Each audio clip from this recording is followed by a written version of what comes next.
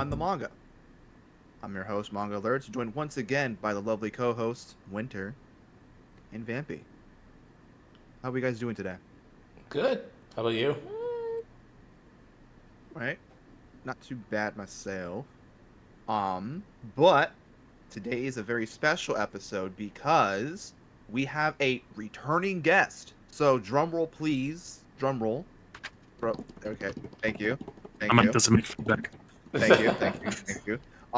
Please welcome back Monogatari novels. Hey, hey. Oh, Am I really the one You, celebrating? Yeah, come Yeah. on. let's go. Yeah. Yay! Yeah. We made it. Woo! Yeah. Yeah. Two Pete. All right. So how are you guys doing today? Oh, how you guys doing? well, yeah, yeah, Uh, yeah. So yeah, we're doing good. I have dropped my what was the headphones. Yeah, I'm doing good, thank you. How about you, I'm doing Mangalesh? very good. Very doing good. So, for those that don't know who Monogatari novels are, um, Ankh or Vlad, whichever one of you, could you guys give a brief introduction as to who you guys are, kind of like a little bit of backstory of how you guys became out to be, all that fun stuff? Well, if you want the longer version, Go for it. Go for the okay, longer version. Let's do Yeah, it. yeah. okay. So it all This started longer in version, Spain when Uncle's born. no, no, no. Dang. It actually all started 10 years ago when I met Blood through my anime list, through or shared love for Little Bastards. That's Yep. how, a bit how it started, and then we kept in touch. I made more friends from the visual novel community and then the light novel community. And then we decided 2 years ago to start up a company with all our funds shared, more or less. And yeah, that's been a bit of the story. We specialize in Japanese light novels. Of course, that doesn't mean we don't want to release manga in the future. It's just for now that's what we're doing. And we also specialize in the Chinese market due to the fact that some of us, including me, have lived in China for some time, and without being experts on the market, I wouldn't call myself an expert. We realized that some years ago the potential it had, and the people that enjoy it. So that's a bit of our story. All right. Okay. So, how did we get them back for a second interview? Uh, Winter, I think. yeah, Well, that'll uh, be on me. So it was funny yeah, go because ahead. I think we had the thought. I know you, Vampy, and I talked about it in the past, and I remember reaching out to Ankh and asking if they would like to come back when they would have like I think closer to when one of their books was about to come out, and he agreed. And then it was like several months later, like it was a lot of months from that conversation, and then I think I was chatting with Ankh, and he had said he had actually asked if him and Vlad can come back, and I was like, oh yeah. I know we agreed about it before, but I'm like, yeah, it's been a super long time. So yeah, so he asked, and I'm like, yeah, sure. I said yes, and then I checked with Alerts and Vampy on it, but I'd be surprised if either of them also said like no. So I'm just like, yeah, Absolutely sure, not. yeah, we should be good. You didn't But pay him in Yeah. Amazon gift cards, right? no, I thought you were gonna handle the finances for that. That was just I mean, I can if you need me to, but yeah. So after that, this we just kind of scheduled out a time and everything, and we had to move it because of Alert's job for a bit, and fuck the job. Yeah, I hate work. and here we are. Yeah, that's a bit of how it went. Yes. Yeah, of course. Okay, so I guess now it's time to get into the questions. Yeah, we ready for some questions? Are Of you two course. ready? Yeah. We made sure the list was jam packed with questions, both serious, non serious, to keep you guys on your toes. Um, and we thought really hard. and we're gonna really push the edge with some of these questions. Okay, Please do. we Okay. put you on the spot like a Shark Tank. I'm looking at these questions like, okay. Shark Tank, alright. Right. All right, so Vampy, you're the I think you have the first question. Take it away. All right. Now that you've been through your first quote unquote pushback from a group of people online, what are some of the things that you've noticed since the situation?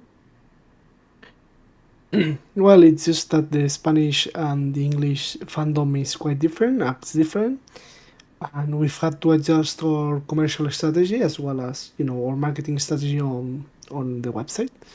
I think that's the first thing we've noticed, as well as there's similar. Sorry, there's different demand from this group of people compared to the Spanish market. So yeah, this has been quite a challenge because, as I often joke a bit, I have my Spaniard bias. At the end of the day, I'm Spanish. I thought markets can be that different, but of course, obviously, I was proving wrong. So we've decided to change our approach. We've hired some people to take care of the English side, of the English language. I mean, of course. And yeah, that's been basically how the approach we've decided to take. And we've decided that in the future we will be much more careful and try to not assume things and fall into these rookie mistakes, as I say. Gotcha. How do you think this situation will affect the sales of your products, if at all? Well, we think that it's normal that there are more reservations from the English, English-speaking fandom due to the fact that we're not the only ones, and so we will be compared to others, which will probably be more established and more professional in some aspects. There's nothing wrong with saying that, such as with an example, Seven Seas, which is also a publisher that has a long history, and they are very professional. The editions are quite good. The translations are also quite good.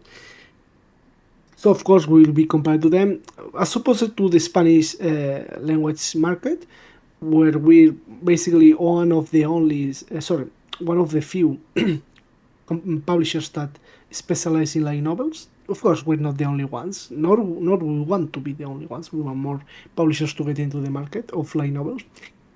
But yeah, as such, I think people in the Spanish market are just happy that someone is trying to bring over light novels.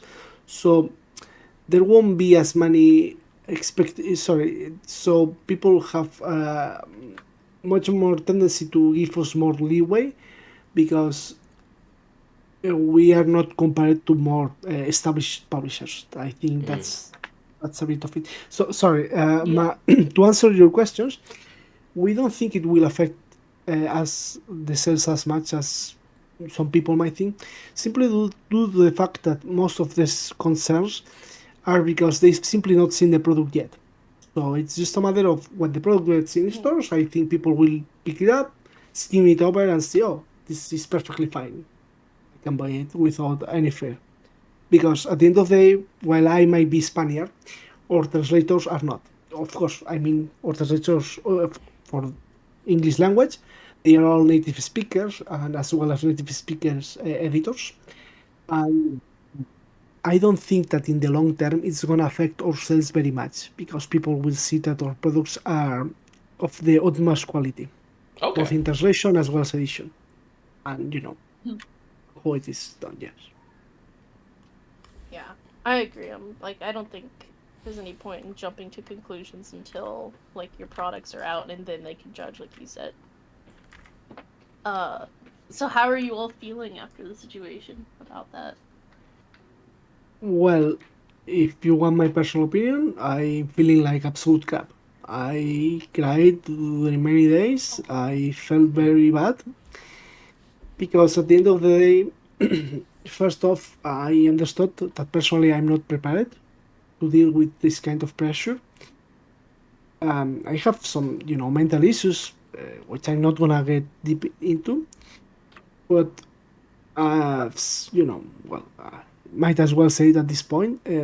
I have autism, and as such, I'm used to having had misunderstandings in the past with other people, but that makes it a bit more painful every time it happens because you get reminded of all the other times it happened. And I understand that their style is maybe a bit too harsh for me. So this is not the fault of the fans, of the fandom. Rather, that's my fault. So that's why I decided to step away from the English language side and just let the experts handle it. I'm more focused on the Spanish language side because it's more, how to say, in line with the kind of person I am. Of course, please, I want to make very clear this is not a criticism of the English language market, but rather just a matter of, I qualified to do this? And the answer for me was no. I'm qualified for the Spanish language market? Yes, not for the English language market.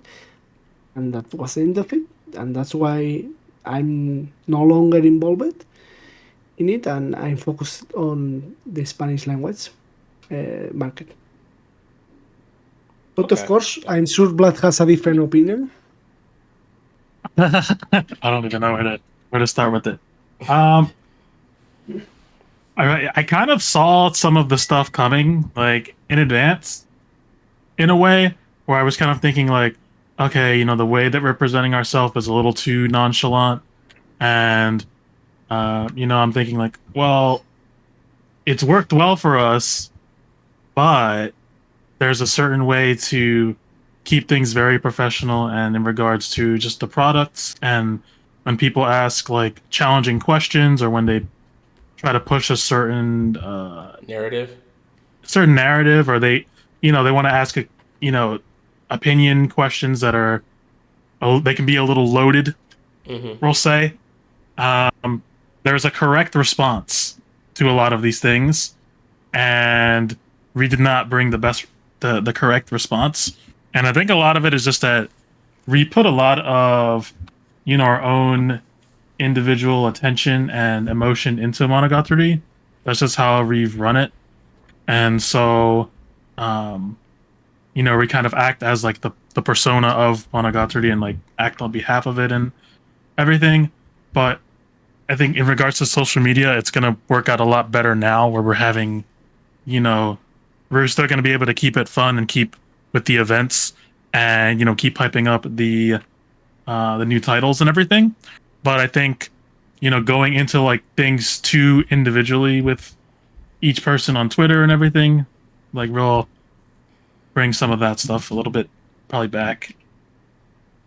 Gotcha. Okay. Yeah, because I mean, I do feel like that was the. I don't see that really with any other English publisher of manga or light novels or what have you. I think there may be one that might be closest, but even then they aren't very like they don't go that in detail. Maybe unless you're like sort of praising the work, but even then it's like hit or miss. It's like 50-50 if they will. So I gotcha. I mean, it's you guys are a new company, right? Into the publishing, and like you both said, the Spanish side and the English side of social media of the field or market that you're in operate differently. And I think, like you said, it was something that you learned and had to adjust from. Um, As I said, my Spaniard bias. fair, fair enough. Uh, so for my question is, so you recently announced that you will be partnering up with a fan scan group. That's What? correct. Yeah. So what made you decide to do that versus hiring freelancers for whichever specific language? I guess in this case it's English language. Right. Yes. Well, we had many reasons, but first of all, is that Silent Rebels translations. had already conducted a translation of that work. So first off, we thought, well, let's see the quality how it is. We saw that it had some issues, but after discussing it with the translators ourselves, we came to an agreement in which they will redo the translation, and we will hire a professional freelancer to work on the editing process, in the final editing process, quality check, as well as proofreading. Of course, that's done by different people, but I mean, the final editing process, we contacted our Japanese editor, which has many contacts in the industry, and she recommended us one of the best she knew, which has worked with other companies in the past, so we hired her. So, to answer the question, why did we decide to partner up with them? The answer to that is because they've already worked so hard to make this, this work, the legendary Master's Wife in this case, known in the West. Were it not for them, much less people will know about it.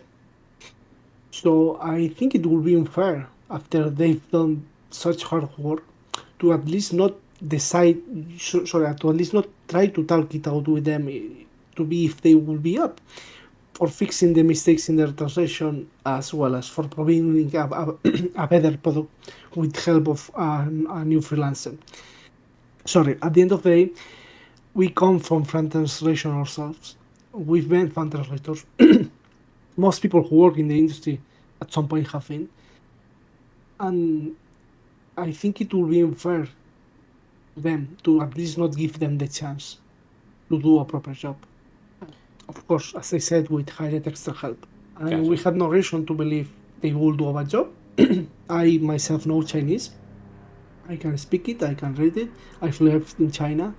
So after checking their translation, I came to the conclusion that it was a perfectly fine job, and of course, it can be even improved. But that doesn't mean we should hire someone different altogether. Okay. So let me see if I'm gonna try to recap to see if I Yes, sorry. understand. No, no, you're I fine. No, thought you're fine. You're fine. I just want to see if I understand the order, the process, like what happened, the timeline, correctly. So first, you spoke with the fan translation group, for the Guild Master's Wife. Is that no, Legendary Master's Wife. sorry? The Thank you. Legendary The Master's Legendary Master's Wife. And then so I guess they gave you a version of their translation of, I guess their retranslation under, like, in collaboration with your company. You hired a freelancer to review that. I guess to be the editor to review their translation. That's correct. Yes. And then I guess, and this part, maybe, and you can definitely correct me on this. Did not, the freelancer, I guess, did not approve of the translation quality. No, the freelancer did approve of the They did. Okay. translation quality, but of course they edited some parts because that's what editors do. Mm-hmm. And this freelance translator that came in that you are using is someone who was recommended to you by an acquaintance from another company, another official company. Is that correct? That's correct. Okay.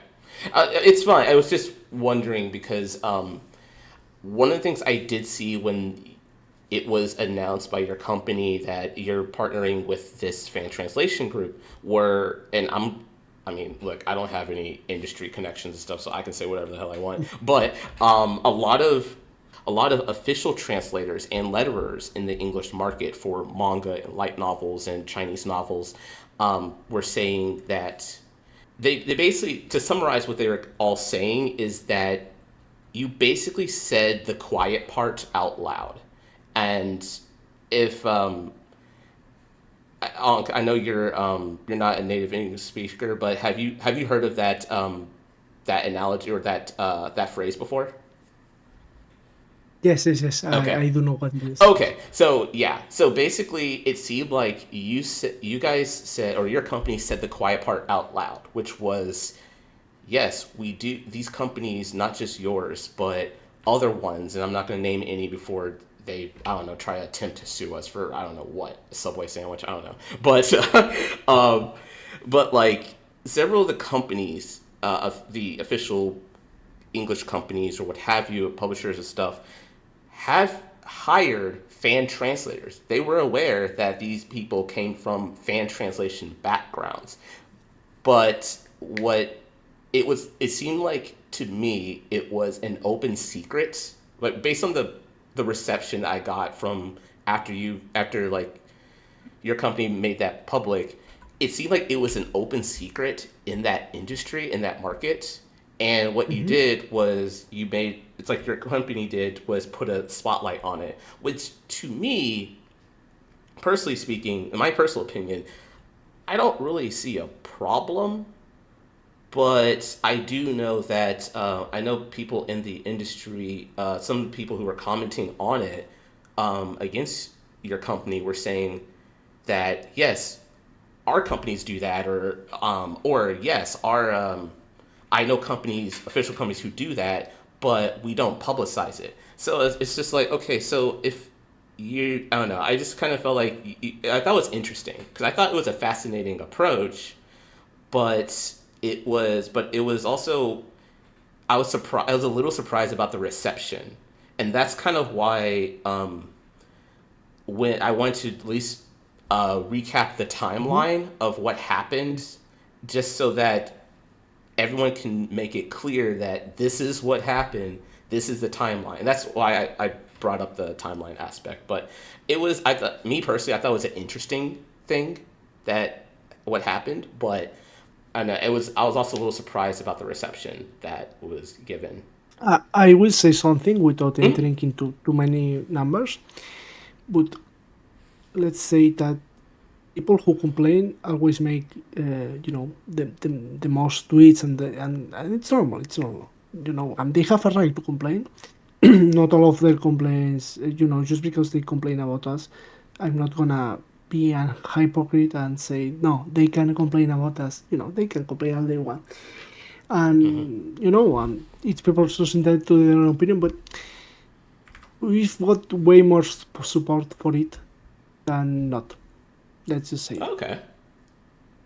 Of course, there was some people who were not happy with it, but at the end of the day, we can make everyone happy when with one translation in the past, the company decided to redo the translation from scratch instead of using the fan translation or hiring the fan translator, and people Oh. were angry then too. You know. Oh, okay. So just to clarify, I just want to make clear. So Mhm. the group you're partnering with, the fan Yes. group or fan translation group, they're redoing the translations from scratch using the Yes, official, um, the official sources from that you got from the Chinese that, publisher. Is that that's correct? correct. Yes, that's correct. Great. Okay. Okay. And in fact, well, yes, yes, that's exact. And they're with a new editor, which is this freelancer I talked about. Gotcha. It's Okay. just to make it even better. Yeah. Definitely. Alerts. You have the next question. Yeah, this one's kind of like I guess following along with the whole uh topic of conversation here, but Hmm. um to kind of go to the other side, over in France, there's a French publisher by the name of Mian. Am I pronouncing that Yes. correctly? Yeah, you are. Yeah. Okay. They've actually also partnered with a excuse me, a fan scan group to work on the French release of everyone's favorite manga, Kingdom. So I guess my question would be: is this a common practice amongst European publishers? Of like, No, no, no? no, Okay. no, no, not at all. And I'm gonna say why. Most fan translations of Spanish are done from English. Most fan translator groups in Spanish know no Japanese at all. In Okay. fact, in the fan translator community, those of us that knew Japanese were like less than 10 people. Everyone knew each other. Like literally, I could tell you their names right now, and they could tell you mine because we know each other. Most, if Okay. not all, are done from English, and the quality is questionable because no matter how good they might be, of course, when you adapt from Japanese to English, then you adapt from English to Spanish, and the final product is a bit different. Yeah. But of No. course, that's no Yeah. one's fault. You know, it's not like they're bad. You know, it's just that. Yeah. No, you're right, because it's one thing to go directly from the original language to localization, but then it's another thing to go original language, one interpretation of a localization, to then take that interpretation and try to make sense of it to your own language. There's already like Exactly. 3 layers there, and like you said, no matter how well that like original interpretation is, it's still not up to par, pretty much, versus just directly doing it from the original language. Yep. Yes, exactly. Yep. Yeah. And as I said, no one's fault. It's just how it is. Something. Yeah, no, you're right. Absolutely. Okay. Vampy, I think you have the next one, which is another follow-up too. So sorry, mangalers. Just a quick. I'm just talking of Spanish fan translation groups. I'm not Yeah. aware Okay. of how it is for French or German. Maybe they do translate directly from Japanese, but again, I don't. I'm Yeah. not knowledgeable of that. Okay. Okay. Hmm. Well, do you think this situation will impact your relationship with various publishers you wish to license works from, like Japanese publishers, etc.? No, we don't think so.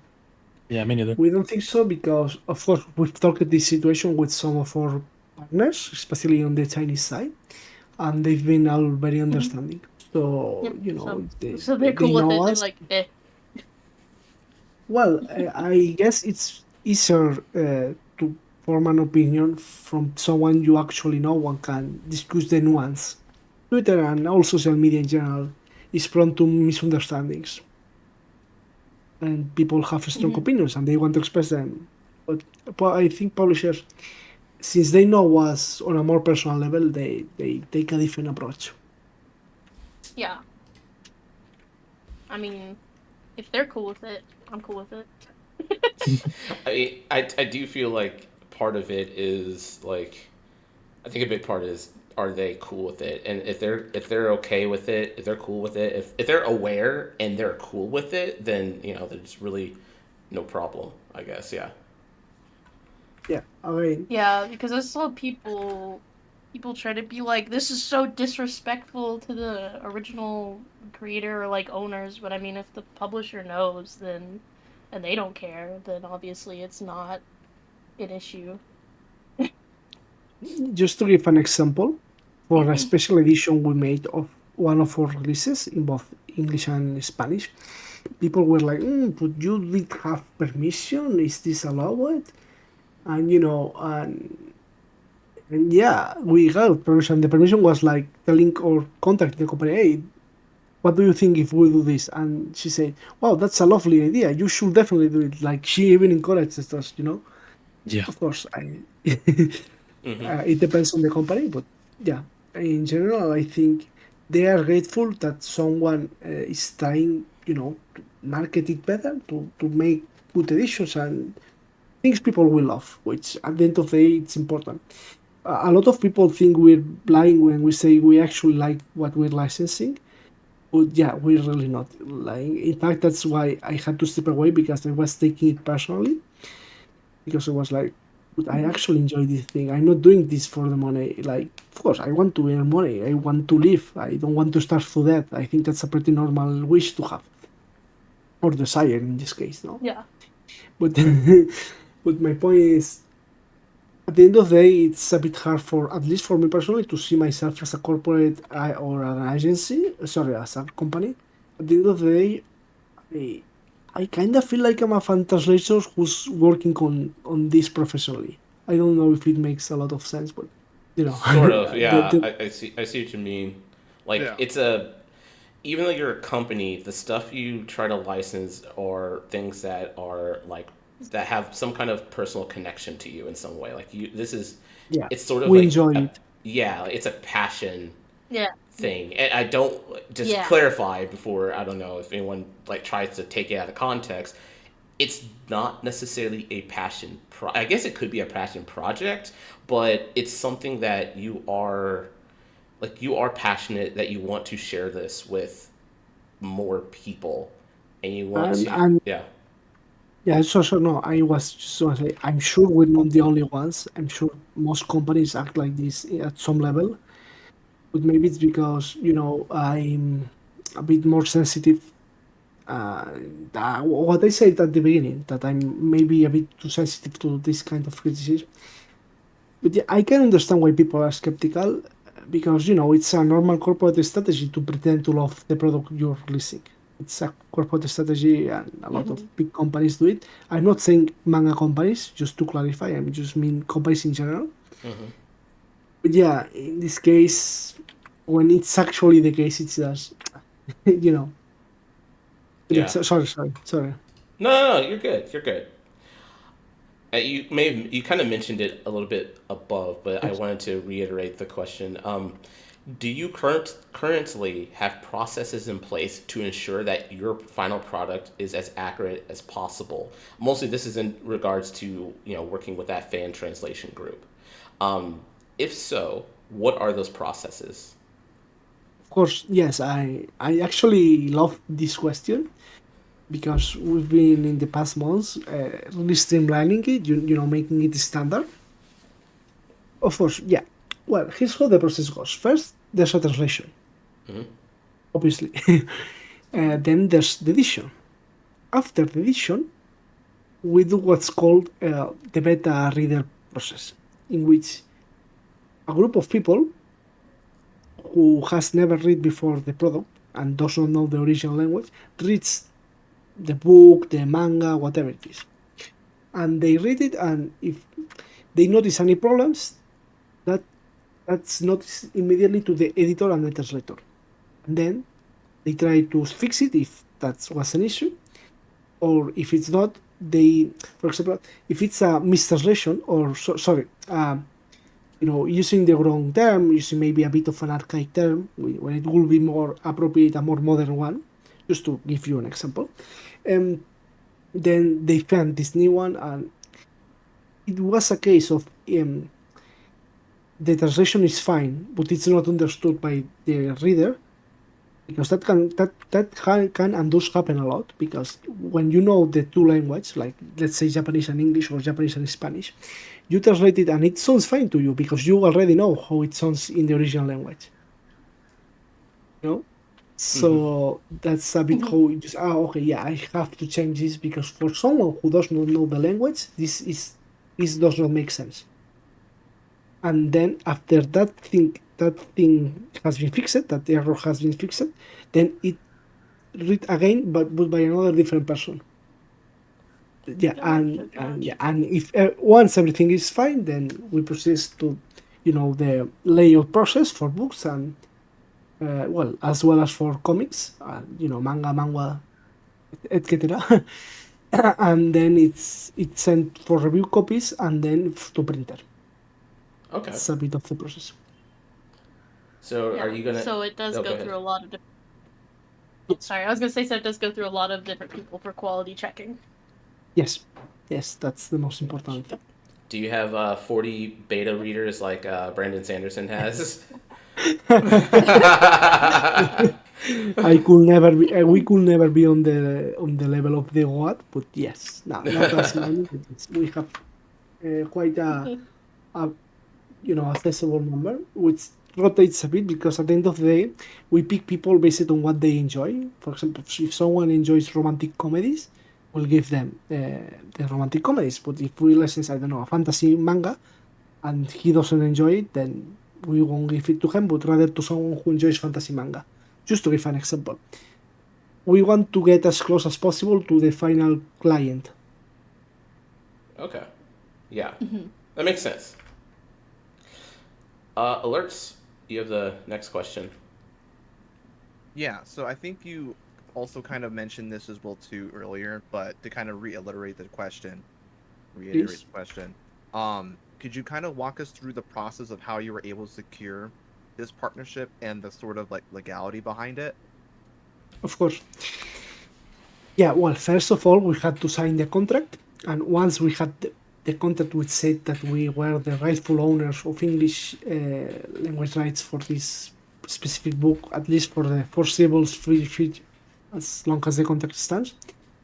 we decided to contact this group and say, well, we have the rights and we would like you to cooperate with us in producing the best possible English version for this book. I specifically approached it then because, among other things, I was sure that since they're big fans of the work, they will provide, um, at least on some aspects, of course, the best product for fans. That's what, like something like from fans to fans. Hmm. Yeah, and the legal process, of course, since we own the rights, we if we were to the we kind of decide, we can decide which kind of translate, sorry, who we want it to translate and to edit and to work on it. And yeah, that's it. We signed a contract with them and we're very happy because we think they're doing a fantastic job, working very hard on it and checking it over many times. Not only them, of course, but also other people. And yeah, we're also working on the art and on the extras, and I think people will like this kind of goodies, as we say, as we call them.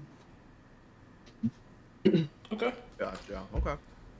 I think this is also you kind of said. So I'm just going to kind of recap, reiterate what you I think what you had said earlier, and you can just give a Mhm. you and Vlad can give a yes or no if depending on the. Mhm. So the Okay. question was there has there has been talks of that scan group not providing quality or accurate translations. How will you evaluate the work delivered by them? So I think earlier you had said that you had hired a freelancer, um, Yes, an official freelancer, to be the correct. editor to review their translations. That's correct. Yeah, and the freelancer came from an acquaintance from another company, like an official company. That's correct. Okay, I think Vampy, you have the next question. Right. What are your thoughts on machine translation language, MTL? Oh no. Okay. Oh no. Mm, I okay. mean, I don't even know what to say. I think I've been hearing for many years that translators will be eventually like replaced by machine translations, but looking at the recent machine translations, well, the recent capacity of machine translations, I don't think that's gonna ever happen, to be honest. Because to translate is as much as to adapt. You're not only a translation, you're kind of a writer. You're writing that work in another language. And I don't think machines will be able to replicate that, at least for the future decades. Maybe, in the distant future, that of Doraemon, maybe, but not right now. I I have a more nuanced opinion. Sorry. Um, Go ahead. it's okay. He thought he was gonna skip over me. Um, I've seen what they're coming out with now. Like um they've got like AI voice generation that can be used for visual novels that can do like emotion and almost like sentiment analysis. And I think it's a leap, but I think eventually, maybe not like a light novel, but I think maybe something like an anime when it can do pull the emotion using sentiment analysis and understand a whole show in context and then put together a translation using some like neural network. I think it can get a lot closer than what it is right now because what it is right now is it's not taking into account things like context that well, um, with what's out there.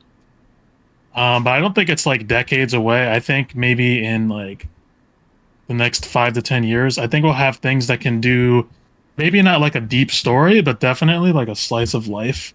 I can see being like 95 plus percent could just be machine translated and then just have like an editor. Ideally somebody who like knows Japanese and can go over it. But to do like a whole novel and understand the context, I mean, I think it's gonna happen. Just based on like what it's been trained, like what type of stuff is being trained. But then I don't know. I don't know if we have like good output results or like so there's only so many examples of well translated Japanese novels there are, and Hmm. I don't know. I think it's tough because the language is so distant from English. Yeah. Mhm. Yeah. Would you say that you see it more as a tool instead of a replacement? Because I know Winter and I have been talking Yes. about it like Yeah. a lot, where it's like, so for example, uh, Comics Titan with their recent release Typesetting. of yeah, Well, the they had Yeah. two, like even for the new one, Well, the typesetting and the um, Oh. translation. yeah. if you want, Yeah. sorry. Go ahead. Oh, you can No, go. no. I just wanted to say that if you want my opinion, as long as it's used as a tool and does not replace translators, and translators get paid the same, I think yeah, if it provides the same quality, they should be able to use it. Like, but I'm not saying right now. I'm saying in a hypothetical future, as long as it's just to make their lives easier, but not less pay or anything. As long as they can Yeah. keep their jobs and get paid the same. Yeah. Yeah, I agree, but I think the problem is and Lurs and I have talked about this before, and I think the problem is the perspective of it on both sides. So on the business side, right, on the publishers, they think of it as this will replace the letterers, this will replace the human letterers, this will replace the human translators, and then which it's not. I think you and Vlad said it best, where translation and lettering are like a book, right? Writing a book. Everyone writes a book differently. They have what is called prose, right? Your voice. It's different. Mhm. Um, so you can't like machine translations cannot replace that. Like you can, it just they just cannot. It's the same thing for lettering. Letterers have different styles in, how they letter things, and you cannot. It's like writing a book again. You can't really replace that. But so on the other side, on the letters and translation side, it's a good tool for them to use, Mhm. but they don't want to, many of them I think don't really want to use it, but because I think it's in the risk of I'm training my replacement kind of thing. And like Yeah, I kind of get it, because when you know for an absolute fact that your company is viewing it as as your replacement, I agree that yeah, you don't want to use it because it's going to replace, because your company thinks, hey, this is going to replace you. But I do think that it is, and Alerts and I have talked about this, but I do think it's a good tool for the human letterer, the human translator to use alongside themselves. But I understand the apprehension. Yeah. Yeah. Like I haven't translated much. I've only tried like, different like manga or whatever. Hmm. But I can imagine if I was trying to translate, like there's always this one manga I thought that I wish I could translate, which would be Rainbow. Hmm. Um, because like for something like that, that's got a lot of technical terminology that it's got the way it's written, it's a little seinen. Um, I think it's at the point where you can use it to do a lot of revision and be like, what's a more natural way to say this line given the Japanese line is this, and like throw it into chat gpt or like some other language learning thing. And then given that I know Japanese and English pretty well, I can put two and two together and be like, okay, out of all these suggestions, this makes sense in like the context of the story. And Hmm. it can do a lot to like augment um a translator's ability, I think, so far. Yeah. Yeah. I think the reason why I brought up Comics Titan was because I feel like not only did they see it as a cost-cutting measure, but they just didn't really, based on the production or the quality of the final product, it didn't look like they even cared at all about the stuff that they were producing anyways. So that's why the question was brought up. Wait, do we know that if they use oh yeah, I think they imply. I think it was sort of They, heavily implied, yeah, right? they offer it, so it depends on like what companies use, like what is being released, and I know they offer that. They offer both of those features, like you said. Okay, I forgot if I had forgotten if Comics Titan or Titan Comics or Titan Manga, their Titan Comics imprint was confirmed to use machine translation on their stuff, but I think it was maybe Kyuga that it was heavily implied by on social media and various article websites that it was. Yeah. Okay. Yeah, it's heavily implied, but I don't think anything was confirmed. Well, we'll find out when we post this episode. Yeah. Fair. Uh, forgot what I have question. this Yeah, you have. right? I think you do. Yeah. Okay. All right. So stepping away from the machine translation stuff, um, we did see we did see a tweet in which you guys mentioned you were allowing license suggestions for the Spanish side. Correct. Will at some point later down the road the English side get that feature? If Of course. so, what? Okay. Sir, I No, was go too ahead. eager. No, please finish your question, please. Pretty much the question was, will the English side get it at some point? Yes or no? Why or why not? Yes, as to why it has not happened yet, it's because there are, let's say it this way, a surplus of licenses in English that are not available in Spanish.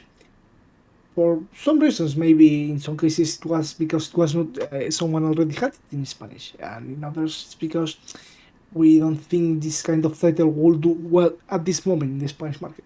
Of course, there are many reasons, but as we mentioned before, some of our business partners had some issues. We had to delay the announcements. We had some some planned for August and others for September, which we've had to delay due to some technical issues on our partners in China and Japan. Of course, it's nothing too serious, so we think we should be able to announce them pretty soon. But we want to first announce most of, if not everything we have, before saying, okay, yeah, let's. You can suggest us new things. For Spanish, it's a bit different because we've already released one title. In fact, it was released on last Thursday, and we've announced all of our license. Not all, of course, there are some left to announce. Also because it's gonna be soon what's called Salon Manga Barcelona, which is like one of the biggest events of anime manga in the world. Of course, it's not at the level of Anime Expo or anything like that, but it's very important. It's in December, and thus we want to stockpile a bit on new license, and that's why we're asking what they would like. But yes, for English, I think in some months or so at most, we'll open up license suggestions as well. Okay. Vamp, you have the next one. All of the series you have announced have a large gap in release date between the English and Spanish releases, with Spanish coming out first That's and correct. English. Yes. Do you plan on reducing the gap and have more of a simultaneous release? And if so, what is your plan for that? The answer to your first question is yes, we do plan on that. As for how we plan to do it, we're working with our distribution partners in the US to achieve that because distribution in the US takes a bit longer than in Spain. For Spain, we can just say, hey, we're gonna release this book, this manga, this whatever it is, in 1 month, and our distribution says, sure, just be sure to have it in the warehouse 1 week in advance. That's it. Whereas for English, the process takes much longer. They need to know it many months in advance.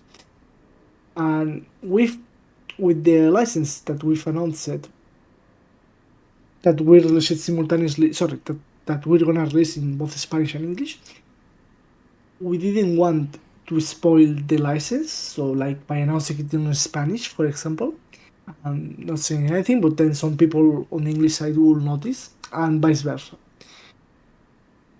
So yeah, to answer your question, the reason there's a gap is because the Spanish side takes much less time to prepare, whereas the US takes much longer because it's different countries. The US is a massive country, whereas Spain is a relatively small country. It's just 1,000 kilometers wide. So with a truck you can go from one end to the other in the same day, which I don't think it's possible to do so in the US. No, no. Yeah. By Yeah. plane. That's about it. So yeah, it's just different context. But yes, we're working on that. Yes, of course, since we're a new publisher in the US, it's gonna take a while before we can kind of release or license, in more quickly. That's the word I was looking. But don't worry because we also want to fix that to be able to have more simultaneous releases so fans don't have to wait as much because waiting can be a pain in the ass if you allow me the expression. Yeah. I mean, and keep in mind, this is also not just for them. This is in terms of that, that kind of like waiting process for printing. That's also like every English manga publisher or light novel publisher. It's all of them. I mean, and I bring this up. I kind of reiterate this because people always say Viz will announce this series, right? And then it's like Dark Gathering, even though that's out. But like, okay, they announce Dark Gathering, and it comes out in like 14 months from now. And it's like, why is it so? Why can't you just print it now? Well, that's out of their control. It's out of every publisher, and I'm not just talking for manga or light novels. This is book publishers as well, like Penguin Random House, Simon Schuster, those publishers. It's for every book. It's just how the North American printing, mostly United States, the printing is where it takes, they have a minimum 9 to 16 months.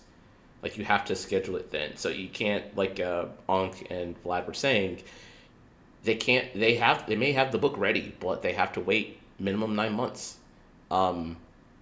It's so just because for an English, print, right?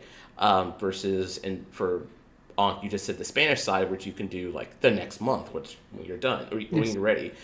This I think is same for French publishers, is same for Italian publishers. It's just how it is. I don't know why that rule is in place. I've asked some publishers, they don't know. This is before many of them were even born, honestly. So like it's just it's a North American rule. I don't understand it, but I don't think they understand it either. But that's just how it is.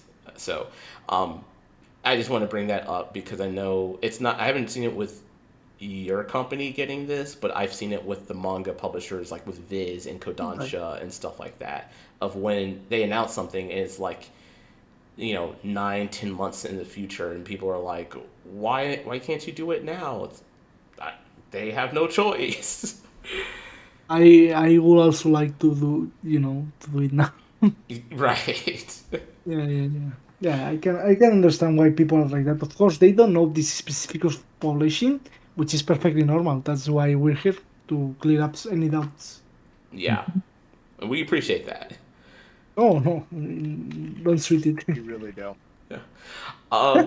So many English publishers seem to want to license manga series with a certain maximum number of volumes, and anything more is not considered. So, for example, I'm going to bring in the biggest example, the most obvious example, Kingdom, right? 67 or 69 volumes. Currently out in Japan. It has not started yet in English. People talk about it. There are several publishers that have mentioned, English manga publishers that have mentioned like 12 to 15 volumes is usually our preferred, and anything more is considered a long running series. So just to provide the listener context. So with that, to Ankh and to Vlad, what are your thoughts about that condition? That'd be my first question. What are both your thoughts about that condition? Right. There's Well, yeah, that you okay. go. Yeah, we had a specific title that we were considering for release in I think Spanish that had like 30 some volumes or something like that. Yes. I'm not going to mention it, but when you think about it, you know, there are, to put it frankly, there are capital restraints, and it would really end up being almost like a passion project in some cases, because what the on the Japanese side, especially, or I think really like in any publisher where you're translating their work, they're going to expect that each volume sells a minimum number of copies. Yeah. And so the 67th volume of Kingdom, say that the owner in Japan wants each of those to sell like 8,000 copies or something, or maybe more, maybe like 10 or 20,000 copies. And they come to their number, and you come to your number on the English side and think, all right, how much can this start off at? And you know that by the time you get to the 67th volume, you know, at least 90% of the people that read the first volume are not going to end up purchasing that final volume. So you have to consider, you know, the decay and what the publisher is looking for. Unfortunately, like, there, if I guess it's just like an industry restraint that kind of causes a lot of these projects to not happen, where they won't be kind of thinking it as like, oh, well, you know, every copy is like a win. Like every copy is like a, you know, they're gonna enforce these minimums to the very end. And also, there's some point in which translation cost just outrun everything. Let's say, just in the example of Kingdom, let's say, to translate the first volume and the 70 volume will cost the same, right? Yeah. But if the 70 volume does not sell enough, you're gonna lose money. Because you still have to translate it. You still have to pay the same. You're not paying translators based on how much expectations you have. And you can expect the last volume of any series to sell like 30 to 40% of what the first one sold if the series is very successful and you're lucky. So that's what you have to say. You have to build like this. Okay, how much is this first volume gonna sell? Let's say 10,000 copies. Okay, can I keep releasing this if I only sell 4,000 copies? And if the answer is yes, then you can go for it. If not, then no. But in such case, of course, you don't have a crystal ball, you know? Yeah. You don't have a magic ball. So most publishers would rather not take the risk, which is understandable. I think it's. Oh, go ahead. Sorry. No, please go ahead. Oh, I was going to say, I think it's interesting of the perspective of what the. I'm going to be honest with you. I'm just going to say the online manga fandom. Let's just talk about manga in this case. The online manga fandom, Western manga fandom, English manga fandom, versus the English publishers and what they view as long running. So, for example, I think everyone would be in agreement that Kingdom, Hajime no Ippo, those are considered long running series, right? But on a smaller scale, like Girlfriend is a series that, or Kanojo mo Kanojo, the Japanese title, it would be considered long running to English publishers because it's completed, but has 16 volumes. Not the Spanish ones. Not the, oh, sorry, please, no, sorry, go ahead. Okay, but to English publishers, it'd probably be considered. It's likely considered a long-running series because it completed with 16 volumes. But to the online manga, English manga fandom, it would not be considered a long-running series because, you know, they don't consider 16 volumes or even 20 volumes a long-running series. 20 to 25 or more, maybe, considered a long running series is kind of iffy at that point, but anything under 20 generally is, I think, with the English manga fandom, is an online English manga fandom, is not considered a long running series. Well, to be honest, neither will it be for Spanish publishers. Spanish publishers publish way longer series all the time. But it depends, of course, on the manga. Yeah, Gotcha. no. Like, I think Kanojo for Kanojo, Hmm. which is girlfriend for friend. Let me see if it's licensed in Spanish, but because I think it is. Okay. Because Let in me English, there's say, no print. It's digital, but it's digital only with under Kodansha USA, the US division of Kodansha, where the series was originally the same publisher that it was published in Japanese. But no one has the English print of it, but no one has the English print of it. It's only digital. sorry, what was the name? Can you repeat Oh, it again? Kanojo Mo Kanojo. That's the Japanese Kanojo mo title. Kanojo. Yeah, Ah, yeah, that's yeah. the Japanese title. Okay, okay. One sec, please. Kanojo mo Kanojo. Okay. Yeah. In fact, it's published by Brea here. Oh, okay. Gotcha. Yeah, so we like for us it's like it's only digital under the Kodansha's US division, but no one has it in print. Um, but speaking with some publishers, English publishers, I think it seems to be if it's um, about usually 12 to 15 volumes are kind of considered like that's kind of like their max. Mostly 12 is usually seems to be the max. And then everything else is kind of considered long running. But I mean, of course, some they'll still license them to print and stuff depending on the title. But there are other, but many times it's hey, this thing has like 20 volumes in it. I don't know, that kind of thing. It's little, there's more apprehension Yeah, and well, hesitation. I think it's riskier for them as well, which is, as I said, understandable. Gotcha. And now I guess to ask the second question of, does your company have such a limit for manga series? Do you have No, a limit like that? no, we don't have a limit, but of course we go on a case by case basis. Okay. So you're saying you'd be willing to publish a 1,000 volume series? Only if it's Kingdom. If not, I'm not interested. Ah, okay. All right. um, Alerts, you have the next question. Yes, I do. Okay. So there was a discussion online between a manga journalist and a English manga publisher about the transparency of North American manga sales being released to the Right. public, similar to like what Oricron does with Japan every In week. Japan, yes. Yeah. I mean, I have my own thoughts about it, but what are your guys' thoughts on manga sales or book sales really being transparent to the public? I think they should be transferred to the public.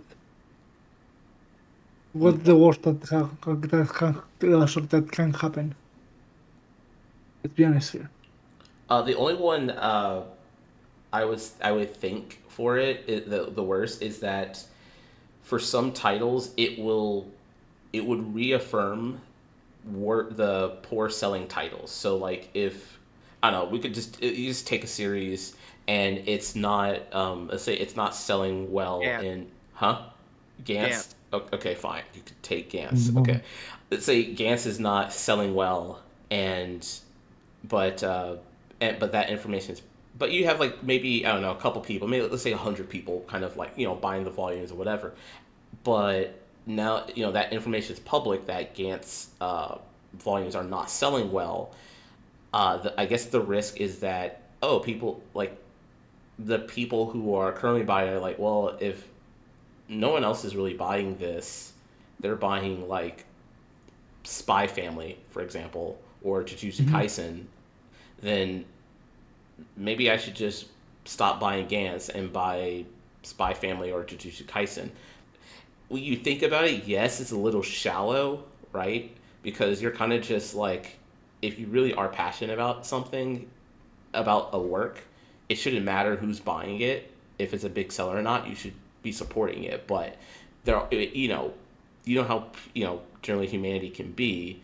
So it's like I'm just gonna I'm gonna stop buying this thing and buy the more popular thing instead. Just be which I guess would maybe make the sales of the poor selling thing even worse. I guess that's the only thing I could think in I regards to that. think you'll make a very fair point, but at the same time, if one publisher said, "Okay, we can't keep publishing this because we're losing money," people will look it up and say, "Oh, they're telling the truth." That's also true. And that's the other one, which I agree with. Yeah, I completely agree with you. Yeah, because at the end of the day, a lot of people don't know how the process works, and this happens for Spanish as well. Hmm.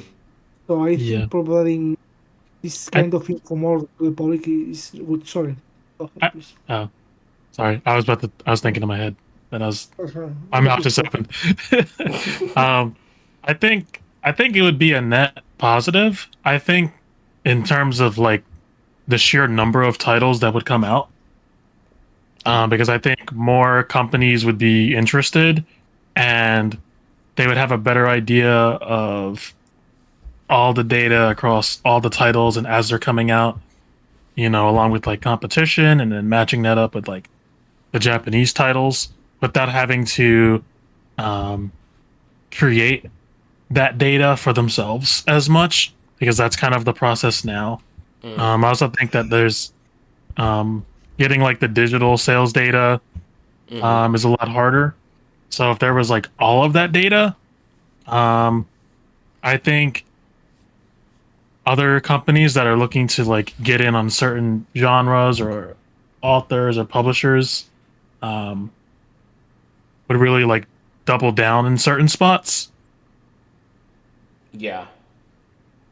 Yeah, because I know for us in the U.S., we only have the way we get our sales data is through, like, if you don't have any industry connections, is through different websites. So the one I use and the one Winter uses is called ICV2, and what they'll do is they will, in the middle of the month, take the top 20 best-selling graphic novels, or excuse me, adult graphic novels, put up on a list. But then later on, like towards like the end of the month, they'll list all the top 20 manga that sold out in that month. Yeah, they'll split So it pretty, up. Yeah. yeah. It's still solid data, but it doesn't really tell you the whole scope of everything because from what we found Mm. out from looking at these sales data so much is it's not like Japan where the week to week is important.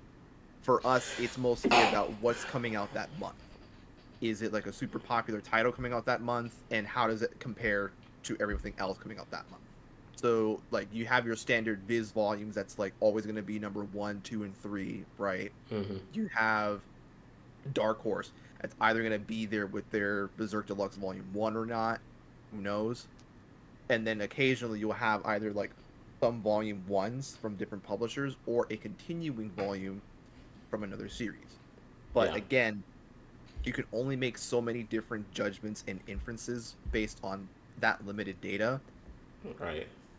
Like, And yeah. Go it's ahead. yeah, go ahead. No, go ahead. You were No, gonna say I, something. I was just going to say, yeah, and it's only, I think you already mentioned like the limited data because if something shows up in one month in the top 20, doesn't mean, and it doesn't show up in the subsequent months, that does not necessarily mean that it dropped and or it doesn't mean that it sold poorly after that. It just means that it did not hit the top 20.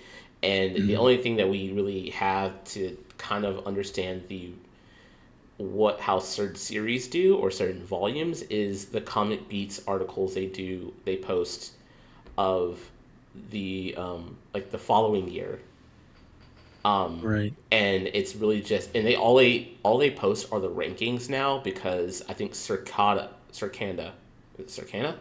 whatever, Arcana. the Circana, thank you, the Circana, who they own the all the sales tracking, the print sales trackings and stuff like that of all books. um, they implemented saying, hey, you cannot, like in 2017 or something, 2018, they implemented saying, hey, you cannot post the units sold or the sales data or something like that. So like we get the rankings, how things ranked. We just don't know how many units were sold. Yeah. Yeah, Right. which is yeah, like we see like, oh, okay, let's say My Dress Up Darling was in like volume 9 is like number 55, rank 55, but we don't know how much. We know it did really well based on that rank, but we don't know like how much it actually sold at the end of the year. Right. Yes. Yeah, they probably don't want people like reverse engineering too much with how the rankings work with like companies like Amazon, where most of the sales come from too. So they don't want this data to be public because the business of buying and selling that book data is kind of big. Also, Yeah, I mean, although it would mostly. Oh, go ahead, Lurs. No, go ahead. You're gonna say something. I'll let you Oh, finish. I was gonna say it's mostly on the like the side of the journalism because like the information, like if like Comics Beats for instance, they have to pay to get that information. Like they have to pay Mhm. the same like well okay any company who has to get that information they have to pay and right. so like is I don't know it's like they used to do it that's before like Circana bought MPD or whatever but but Comics Beat has to pay for it every year and I mean so they're still getting money from it but yeah I don't know I think me personally, I do agree that I think it should be public, or it shouldn't be that much of a strict restriction or strict restriction of visibility on it. Right. Yeah, for the reasons that you both said. But sorry, alerts, I Yep. keep interrupting you. What do you? I'm sorry. No, it's okay. You'll pay me enough Amazon gift card, right? And Little Caesars coupons. And Little Right. Caesars coupon too. Most important. Most important. No, but I One agree. Little Caesars a day. Yep. No, I want That's Little my price. Caesars. That's my price. But you're right, and I think everyone here is in agreement with this because what I see oftentimes too is accounts trying to cover the specifically North American side of things, Oh yeah. but not understanding the nuances of North American consumer behavior. Because I think I saw something where it was like, oh, the One Piece live action came out, but Volume 1 didn't skyrocket to the top 20. And then someone said, oh, well, that's because there's volumes still being backlogged in sales. And it's like, hold on a second. What? Like, you're just throwing out mumbo jumbo without really understanding, like, how Yeah. the North American market kind of reacts and functions, right? Yeah. Specifically in the US, like I said, it's not about what manga is coming out that week. It's more about what's coming out that month. So obviously everyone's going to have their favorite title, right? But then what are the other titles people are picking up? That's the question we should be asking. And in those cases, it's either going to be from the same publisher or it could be people trying out a new publisher for the first time. That's, kind of similar just feeling, genre, new genre, whatever. Hmm. That's what's most interesting to me. But as you said, we can only find out so much from the top 20, or we would have to wait till like the end of the year. Actually, not even the end of the year, a little bit into the next year to Hmm. find out what the top 100 manga were. No, 750. 750. Yeah, because it's the 750 graphic Oh, that's right. novels, and That's then right. but it's a mix. It's not just manga. It's graphic novels, anything that's not a actual book, and so light novels fall under books. So for example, the Eminence in Shadow is going to go head to toe to toe with Tress of the Emerald Sea, right? Like that's how that works. But same with like the Chinese novels, the Danmei or what have you. Um, that's their category. But manga and graphic novels, they all are in the same grouping. So you know, I think was it like Diary of a Wimpy Kid is like one or something like that. Then is with Jujutsu Kaisen and Chainsaw Man, which is also with the Teenage Mutant Ninja Turtles, The Last Ronin. Like they're all in the same. They're all in the same category, which is like comic books, graphic novels, etc. Yep. Yeah, that's how BookScan does it. Gotcha. Yeah. Yeah. Well, time to stock up or invest in a Diary of a Wimpy Kid and Captain Underpants. Yeah. So I mean, Captain of Peak. There you go. yeah, Right. yeah. Like I think one of the because I agree with you, alerts.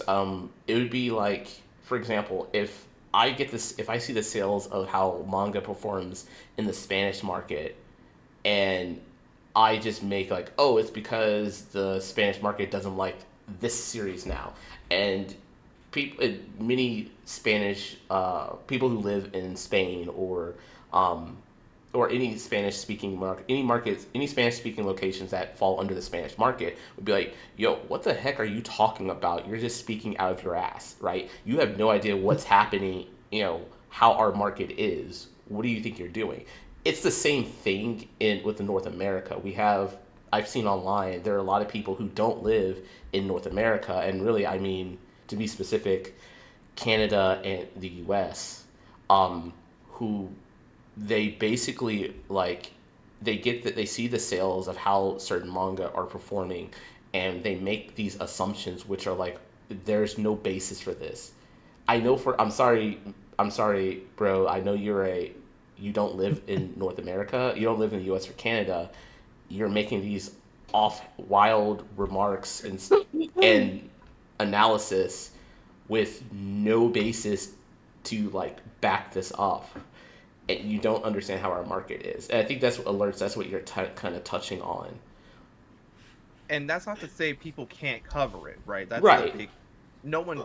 We're not here out here trying to say, you can't cover another market's sales. I mean, that's how what half of these accounts do anyways, try Right. to Yeah. analyze It's fine. the Yeah. Go ahead. Oricon or Yeah. whatever.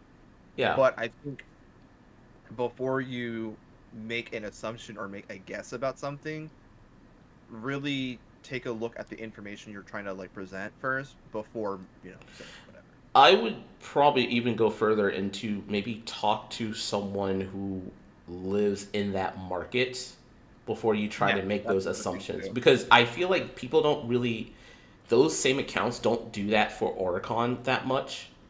They would just say, "Oh, like Oshinoko is doing well, Blue Lock is doing well, or Jujutsu Kaisen's down," and like they'll mostly just say that, and Yeah. or oh, there's a surge in for volumes for Undead Unluck. Oh, you can tell because it's the anime, but then that's all they'll stick with, which is fine, right? Because that's the data that you have Right. available, right? But with the North American market, it just seems like it's more of a like I can make whatever speculations I want, even though I don't live in the United States or Canada, and I don't talk to anyone who lives in the United States and Canada to get their opinion. It's just I'm just going to make wild speculations based on this data, and just misrepresent what's happening. And it's like, kind of spread a little bit of misinformation there, and it's like, wait, so why are you just doing this for the North American market? You don't see other people doing it for other markets, right? It's kind of, as someone who like focuses I on I like the I North American I, manga th- sales, it um, kind of it's a little bit of pet peeve for me. I think it's because North American culture has reached all over the planet. Hmm. There's a lot of people in all aspects that follow more closely what happens in the US than what happens in their own country. In all aspects, manga, politics, culture, whatever. So I think that's expected. That doesn't happen in other markets because we're not seen as the center of the world by so many people. I don't agree with that view that the US is the center of the world. I don't, Hmm. but a lot of people do, even if in like consciously. Um, so I think that's why a lot of people comment on manga sales in the US. I think so. I sort of agree, but I think now what I've noticed, and I think alerts, we've talked about this before, is that the manga sales in the U.S. was generally ignored on social media, mostly Twitter, until Mhm. like very recently, and I'm talking about maybe earlier this year. Uh, I, yeah, I think there was something that I think it was something that came out. I know. I think it was. I don't know. This is how I saw the timeline. And alerts, you can correct me if I'm wrong if you thought something different. But I know the journalist Deb Aoki, I think I say her name right. She posted a article about the rise in manga sales in the United States, and there was a whole breakdown. I forgot if she wrote that article or if she was just retweeting that article or something, but it was a whole breakdown of how it's grown and everything like that. I know I've commented on it or like covered it a little bit on social media, and I think alerts kind of did as well. And I noticed literally after that day, it was like that day or actually 2 days afterwards, a lot of the manga sales accounts that only covered Oricon sales and maybe their countries or their region sales, because I followed them for a while. Then they started focusing. They started taking, doing U.S. manga sales. It was like it's so. With that, I feel like they saw those kind of posts of like what Deb retweeted or wrote and that kind of thing. It got big, it blew up. Her account, or not her account, but her tweet blew up like big time for that. Like posting that information because it was very informative. I think a lot of when it shows like, hey, this is a big market. Like manga is a big market in the U.S. again, like even bigger than in the early 2000s. I think it caused a lot of the ones who do sales to, focus on the US market now, which is fine. But instead of just reporting, they're reporting and providing this is why certain things are selling the way they are, and it's like, but you don't live here. You don't live here. You're I don't think you have the enough information and context to make these kind of speculations. Yeah, so I do agree that like I don't know. It's just something that I saw like that's because that's when it happened. It was just that transition there.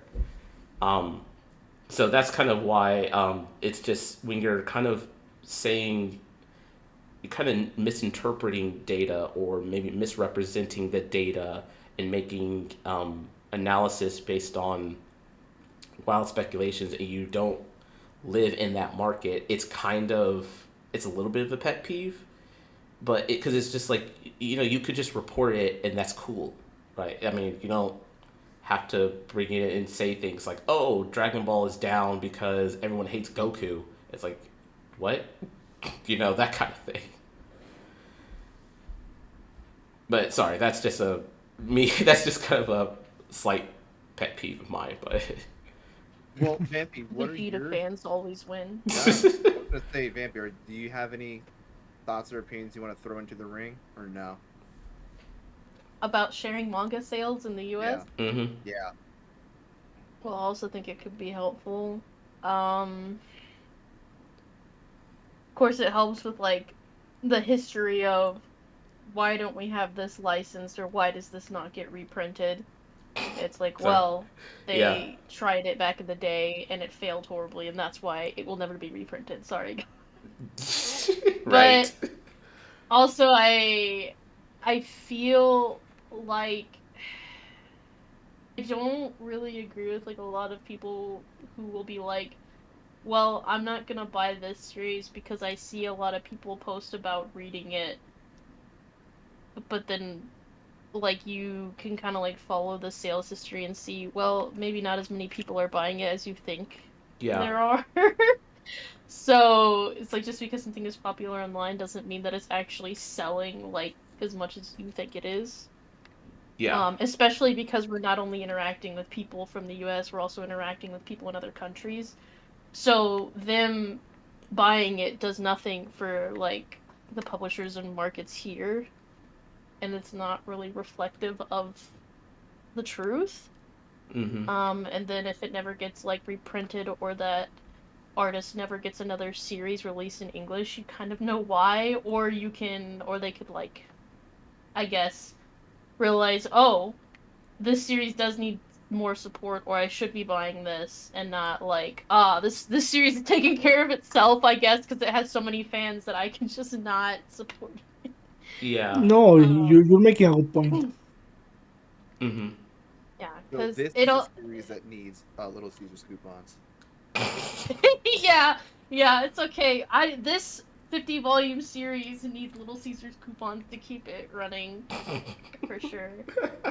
Um, and I think a lot of people also don't know about the hammock effect that um I forgot the name of the article Oh, or like Comics the Beat. That website was that came them. out. Yeah, Comics Beat, the hammock effect, where it's like, oh, the beginning and ending volumes of a series sell a ton, but not really the middle, because Yeah. people tend to buy the first and last volumes, and then they Mm. wonder why the middle volumes are like the hardest to find in a series later on when it's out of print or they're trying to get their hands on it. They're like, why specifically in the middle? Like, well, because nobody buys those as much. Yeah. So they're probably not printing as many for demand. Yeah, and not many people are Um, backwarding enough too. That's the other part. yeah. Uh, so I do think it can help, especially and also like just because an anime adaptation is popular doesn't mean that the manga sold super well either, which is I think is another thing people get mistaken. They're like, well, everybody watched this anime 20 years ago.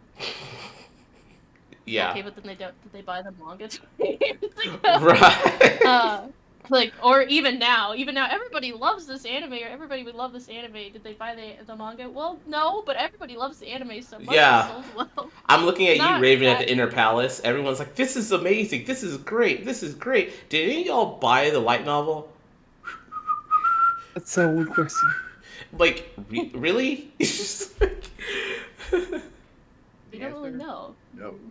We'll never know. But I do know Yeah. for Yeah. Go at least ahead. for me, like I would like change up my priorities probably if I knew like the sales data of like series that I really liked that were coming out.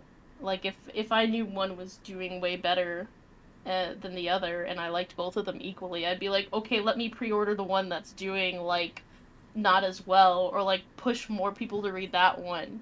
And then Yeah. I could buy the Yeah. next one like next time I get paid or something, you know. Mm-hmm. Yeah, absolutely. But yeah. Okay. Is that all the serious questions that we have? Yeah. Before we go into the fun questions, did we want to Ankh, I know you provided a actually a sneak peek into one of your upcoming novels, or not graphic novels. Sorry, no, it's a I would say novel, but definitely correct me off that. But it's of the prolific title Soulmates. Now this is the Spanish version Oh of yes. it. Alerts. I don't know if you want to, you or Vampy wants to share your screen, and I guess we can like go through it. And I think Ankh or Vlad, you two can talk about it. Oh, I actually need to. 1 second. Okay. I have the All photo. right. Yeah, I might. Are you able to see it? Yeah. Yep. Yes. Yeah, we just wanted to show a sneak peek of it. This is the Spanish version, which is gonna be released in a month and a half. And so Oh, hold on. this Alerts. Oh, is yeah. All right. You're this good. is right. Yes, this is the opening scene, which is what it is. It does not leave much to imagination, but yes, of course, this is what's written in Spanish. Yep. And As you see, so, Soulmates yes, is a barre. Is that correct? yeah. Byron. Okay. I'm sorry. I'm never gonna get that right. No, no, My pronunciation, bad. it's good. Which is a No need girl's for love. more. Yeah, Yeah. it's the equivalence of Yuri. Okay. Yeah, and this is just the opening pages. Nothing too special. We just wanted to show a bit Okay. how it's gonna look. We were well, those of us that have worked on this. I've worked on the Spanish version. We're so excited to bring it, to people because it's not as well known as in English. Mm-hmm. I got too excited seeing this. I think knowing that's going to the printers very soon. In fact, I actually tomorrow, the day after tomorrow, it's already gonna be the printer, and it's gonna be printed. And Printed in it's Spanish, just amazing. right? Yeah, this is Spanish. This is Yeah. Spanish. Yes. Yeah. In English, it's gonna be released in some months. We like the translation and everything is already done. We just need for our rotulist or the people who edits the manga, manhwa, and whatnot to put in it, and yeah, and that will be set. Okay. But yeah, basically, this is the second manhwa we're gonna publish in Spanish, and it's also the first Paige manhwa ever published in Spanish, Mm. Oh, and okay. Oh, wow. yeah, and the Yuri of Yoslov genre has some problems in Spanish. Well, problems. Not that's not the word I was looking for. When I mean problems, I mean it's a bit of a hit or miss. A lot of people don't really trust it so much. But Oh, we will, yeah. thanks to our omnibus version, more people will be inclined to buy Soulmate and enjoy it. And the best recommendation I can give is just go pick it up in your local bookstore, your local manga store, and read the first chapter. And you'll be hooked and be like, yeah, you know what, I want to read more. Let's buy this. And that's why we made the omnibus version, because we wanted to provide a cheaper alternative. Because we were like, okay, yeah, we can make 3 volumes or 2 volumes. But if we made 3 volumes, the final cost will be around $55 or something like that. On the other hand, if we make 2 volumes, the final cost is gonna be $42 or something like that, 42, 43. So Okay. we were like, yeah, well, let's do it. Why? Because it's gonna be cheaper. For people, it's gonna be cheaper, and people won't have to wait as much to enjoy the second part. Let's just say. Okay. But yeah, Gotcha. All right. yeah, yeah. I know for you, except for manga alerts, this is gonna be all Ghibli-ish, but Hey, but yeah. we'll go for it. Hmm? Something I Yeah. do want to comment on is I really do love the lettering and or excuse me, the Oh typesetting yes. on this as well too.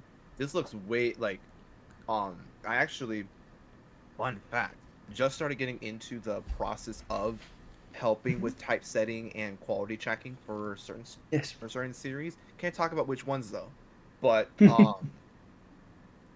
just seeing the drastic difference from like what I've seen to this is like really well done, especially like the sound effects here as well too. Like I know like Right. on like for the average person it's like, oh well, it's just simple, like, oh, I could do this in my It's sleep, not. but It's no, it's not. It's not. it's really not, no. So being able to see, a preview of this, especially at the quality you guys are doing, is insane to me. I think one of my favorites is where she kind of wakes up for her morning routine. Yeah. I like this, and I like how the sound effect fits perfectly onto the sleeve too. Yeah. No, well, I'm gonna say that's the amazing work of Ke Ping, the illustrator for the manhwa, which is just amazing. And Yeah. actually, if you don't mind, a bit Yeah. of a plugin for the Spanish version of Silent Concubine, another manhwa we're gonna release soon. Um, if you want, you can check the PDF of the first chapter. We put it. Ooh, One yeah, no, second. I'd definitely be. Yeah, because Uh, I I, mean, I, yeah, so go ahead. yeah, I'm go ahead. gonna send it. Yeah, in general, if you want to show it off as well. Yeah, let's go ahead and get that there too. Let me pull it up real quick. Yeah, this is the full chapter. Okay. Okay. I like the logo too. Yeah, it looks really nice. Mm-hmm. Ooh, the Yeah, font on it's- this. I'm sorry, yeah. but I'm a freaking sucker for this type of stuff right here. No, please go ahead. Yeah, I we're very I'm proud really of the gushing typesetter. over this and Yeah, the way the number one looks. yeah. Ooh, okay. Granted, it's kind of what is it blown up, so I get it, but wow, this looks really nice. Yeah. Yeah. First off, the art of manhwa in general is just amazing, as well as manga. Yeah. Both Korea and China are really stepping up their game, so to say. Hmm. But yeah, and it was a bit hard to find someone that could adapt from webtoon to like printed format. But we actually had to hire people from Thailand because they license a lot of Chinese web comics, web manhwa. Yeah, I bet that translation must have been difficult because for those that don't Yes, know, when it comes to like webtoons and all this other stuff, usually it's done vertically. And the yes, way all the paneling works is you would read it from top to bottom. But on a printed book, you're reading it from I think it's left to right. Yeah. Yep.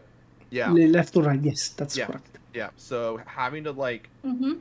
find the breaks to like make it still readable in that sort of format must have been a really big challenge. Yep. Especially with some of like the Mhm. what is it? Paneling here too. Because I know Yes. in some of those like vertical shots, like the transitions just amazing. So far, no, dude, I'm really impressed with like with all of this, really. I really am. Mm-hmm. Looks good. Mm-hmm. Yeah.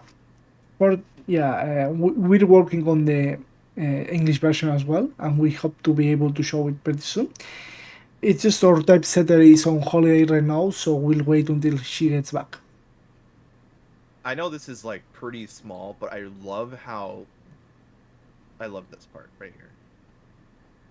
Yeah, Yeah. the dots trailing off in like this unique way. Oh yeah. Let me see That if was good. I find anything else that's really cool. Ooh, I like this one too. Well, this one's from the original, but I Oh, also like this as well too. yeah. I don't know who it is in English. Well, I can't remember off the top of my head. But in Spanish, we keep for the sound effects, we keep it in the original, and then we put the translation right below. So for Okay. English, it depends on the publisher. What I've seen. Oh, I So see. like some of them. So like Viz is more in terms of a spectrum. I'm probably going to piss people off, but whatever. In terms of spectrum, Viz Media goes really like above and beyond in the way of what they do is replace the sound effects. Generally, replace their sound effects and use the English version of said sound effect, but has the same style as the original source. Um, I see. yeah, so like that one, Viz would replace it to the English one, but it would be in the same exact style of how that source is.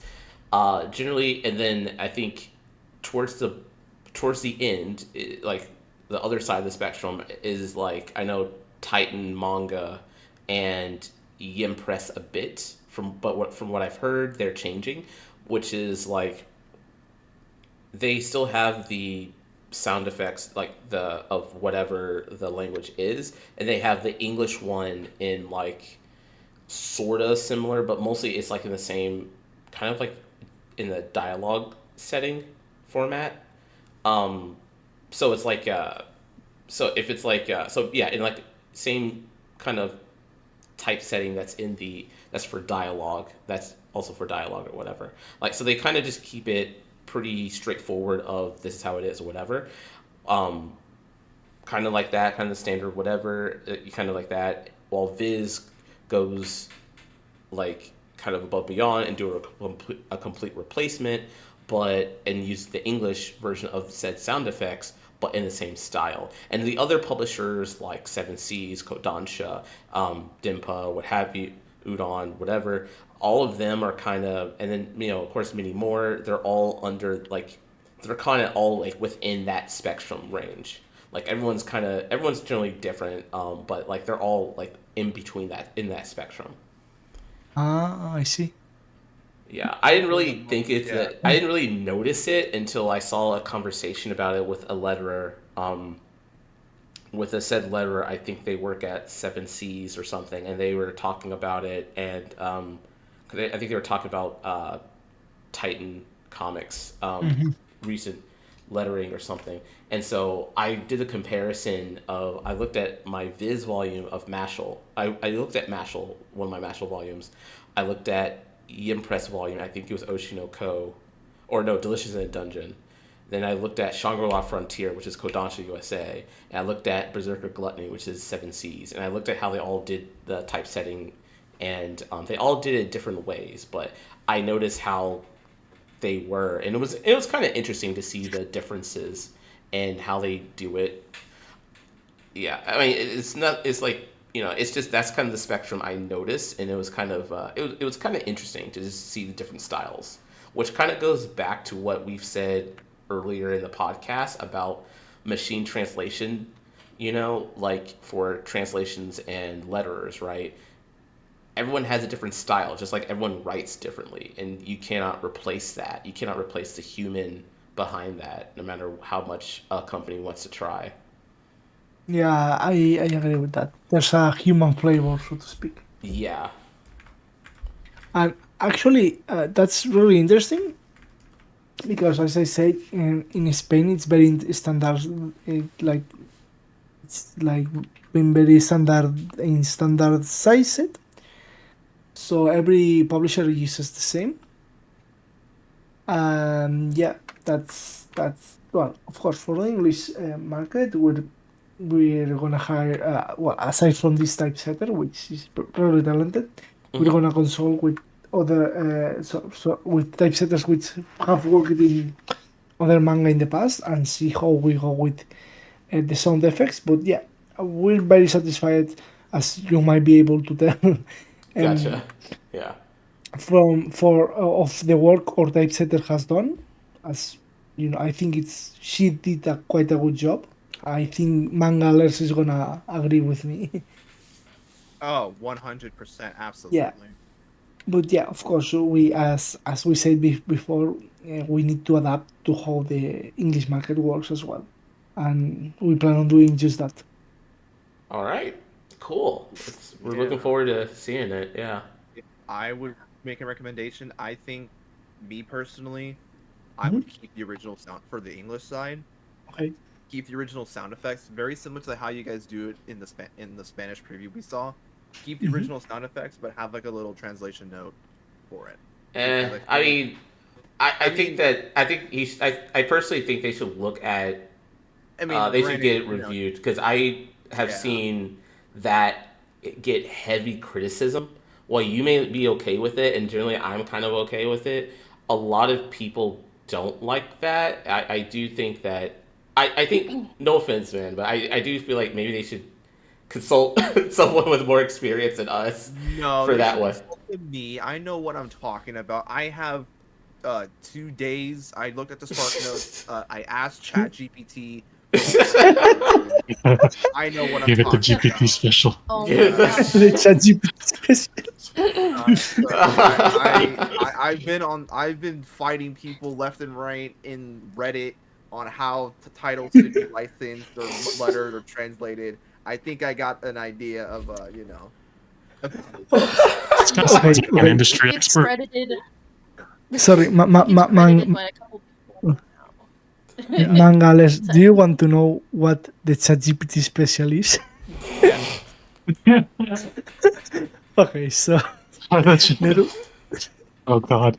You do there first. was there was one time that for a different book in Spanish, we were looking for reviews, Hmm. and we thought back then, obviously, we didn't know that ChatGPT could look at Google, and we were like, yeah, it's gonna make our work much easier. And then we put, okay, yeah, can you provide me reviews for this book? Yeah, because it was like, oh, ChatGPT is gonna search it in Google, and and we'll see what comes up. And then there was one review that said, oh, this book is the best that has happened to science fiction, sorry, science. I think it was Isaac Newton or something like that. Oh, sorry, Isaac Asimov, and it was like, it was. I said you should buy it, and it. So you It try to generated an convince it ChatGPT to buy generated, it? Just it gave us generated He like generated a review instead of giving us some reviews that existed. The name was John Smith, best-selling author. God. I didn't even know what book we were talking about. It's just completely made it up. That's like the there was like, I think someone did a review of I think someone did a review of Oshinoko for their website in English, and they used ChatGPT. Oh And, my god, I remember and, this. and ChatGPT got the character got everything wrong about it. So, for example, they didn't say I Hoshino and Goro. They changed Goro to be called Subaru, and I was Chizuru. What? And I was like, hold up, Oh my because it God. was just, so I'm like, oh man, someone needs to make a meme of Subaru from ReZero and Chizuru from Rent a Girlfriend, like have the title of Ushinoko next to it, and I could not finish that review because I was laughing so hard, like I was like, what happened there? Somebody just wants to auto gen prove that they watched every anime with their reviews. Oh man, that was a sight to behold when Winners showed me because I'm like, there's I'm like, who the no hell way is someone Chizuru? I'm like, who the hell is Subaru and Chizuru in this? He's It's not even I made it up. Oshinoko at this point. It's freaking Rent a Girlfriend Zero at this point. You know, the crossover episode. Oh my god, don't give it ideas. Oh, oh right. my gosh. So I think now it's time for the fun questions. The Yeah, ones now you've been waiting serious for. question. Yeah, so we made sure again that these Oh. questions are super difficult to answer. They're all really loaded, so it's really going to engage your guys' brains. Really going to put you guys on the Sure. edge of your seats. Oh. Really going to be pushing the envelope. You thought we pushed the envelope with the serious questions? No, no, no, no. We really made sure. We even asked ChatGPT themselves, the ChatGPT, The chat GPT. to help us out here. So, who has the first non-serious I question? think it's Vampy. Oh, me. Vampy. Yes, you do. So, you're not prepared. Be prepared. You're not ready. You're not ready. Vampy, go ahead.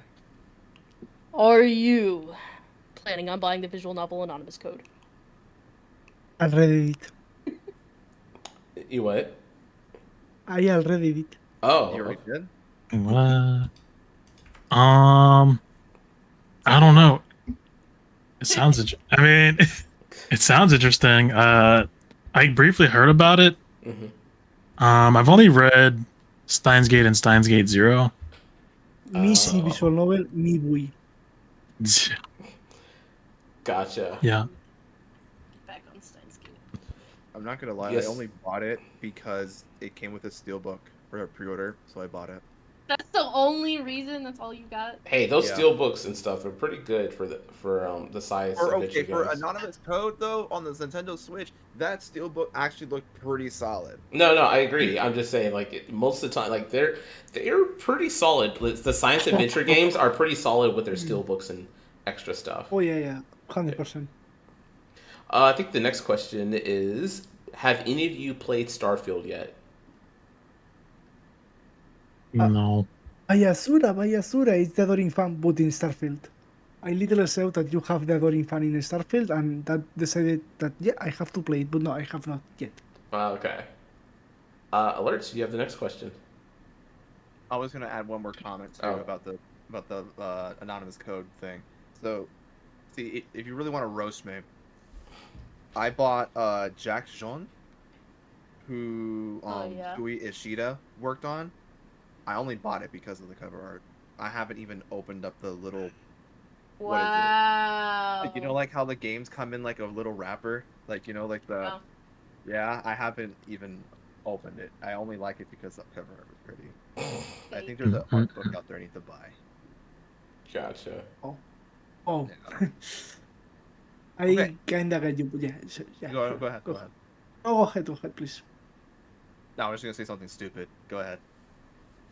Please do say something stupid. Do you say something stupid? Okay. It's like, I dare you. Well, actually, I think I bought it on sale, but I would have probably bought it full price. Mm. Based. Base. Now, what were you gonna say on? No, nothing. I was gonna say that I recently bought second-hand Batten Kaitos remaster, Hmm. Oh, and the person who sold it to me told me, "Yeah, I just bought it because I liked the steelbook. So you're not sorry, the steelbox. So you're not the only one out there." Oh, okay. Yeah. See, there you go. All it takes is a cool seal book, and you got me sold. There you go. Okay. I mean, So- Manga yeah. steelbooks win. There you go. Are you guys gonna produce a manga steelbook? Now that you asked us to, yes. Okay. I'll be waiting for the pre-order to drop, and I'll make sure to pre-order as many as my wallet can afford. Yes, sir. As I pray, unlimited steel boxes. Unlimited steelbook works. There you go. Okay, so this next question is a pretty loaded question, all right? Okay. If Crunchyroll was to knock on your door and expressed interest in acquiring your company, what's the minimum amount you'd sell for? 100,000 Caesar's pizzas. Little Caesar's pizzas. No, sorry. Any Okay, conditions so- for the pizzas? Yes, they should be good to eat and not be rotten, please. Okay, Vlad, any thoughts and opinions on this? We have to consider how, the rate at which the pizzas are made. That's right. That's right. That's true. That's true. Because you either get the pizzas because now, I mean, yeah, you're right. yeah, if we look at how dreadful the Western economy is, these $7 pizzas in 30 years are probably gonna be $58. Mhm, So- yeah. So potentially, we're looking at like 800. wait. 58. Really, like 5.8 million potentially. We just delay the payment, but yeah, I don't know. To be honest, if you want a kind of honest answer, it will depend. If Crunchyroll were to just say, "Yeah, give us I don't know millions of dollars and let us keep like our creativity intact, like we want to license this series and just I think we will be open to the idea just because that will allow us to bring more amazing works, which at the end of the day is what we want to do. Right. As long as we don't starve to death, we're fine. And that part is optional. We might starve, but not to death. Fasting Right. for the Yeah. win. But yeah,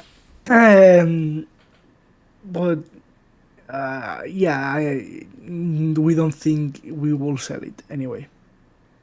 If it reaches that point, I don't think we will sell it. But of course, it's not up to me or to Blood to decide. It's up to all of us. Right. I'll just Yes. make sure, like, when I come in with my offer, I'll be sure to like get everyone pizzas. Thank you.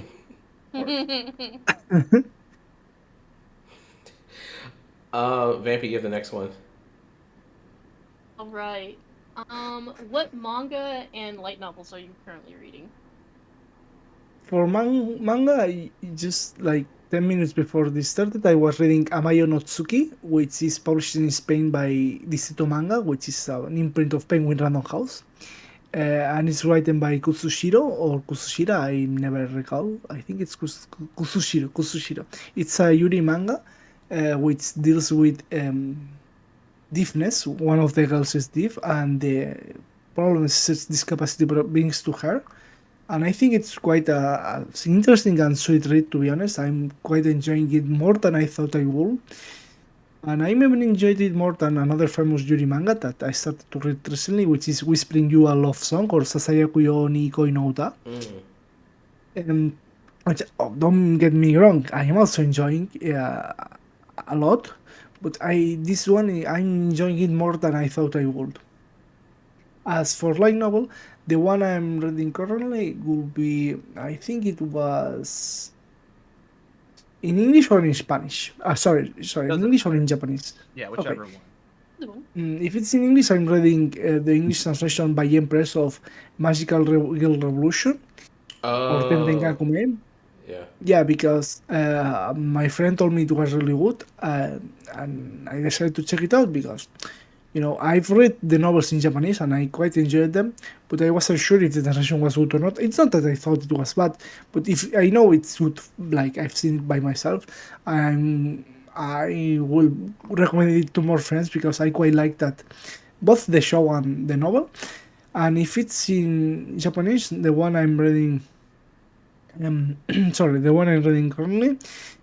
Well, I'm both reading a web novel, which is Shu Ikai no Kuras, which is yet another Yuri web novel. Now that I think about it, and in the format of what's the word, printed format. I'm sorry. Oh my god, I'm terrible. I'm currently enjoying one kind of a classic, which is Konosubarashi Sekai ni Shukufuku wo. I read like up to volume 10 many years ago, and never, it ended there back then. So now I'm catching it again, and I'm loving the heck out of it. I'm a big fantasy reader. When I read in English, I tend to read fantasy, so I love to read this, what is clearly a parody of fantasy and isekai in general. Sorry for the long answer. No, no worries. What about you, Vlad? Yeah. I'm just like forever reading One Piece, trying to catch up. You thought in the live action. Oh, I actually, I liked it more than the anime. I don't know. I I feel like swear. that's not Okay. really a controversial opinion. Okay. I don't know. Yeah. I feel like it's not really a controversial opinion because like a lot of people forget like the live action streamlines a lot of stuff that the anime split across because it was close to the source material right at the time. Yeah. Yeah. Also, I have like this one. It's not even really an issue, but I just always find it hilarious that since Toei made One Piece, all the like attacks and sound effects just make me think I'm watching Dragon Ball Z again. Yeah. Oh my god. Okay, when the Like, Gear 5 episode came out, boom. I was like, wait, hold on a second. I'm pretty sure I've heard this sound effect before. It's Lo like, and behold, yes, I did. it's like, was that a Super Ghost Kamikaze attack? Yes, it was. Yes, it was.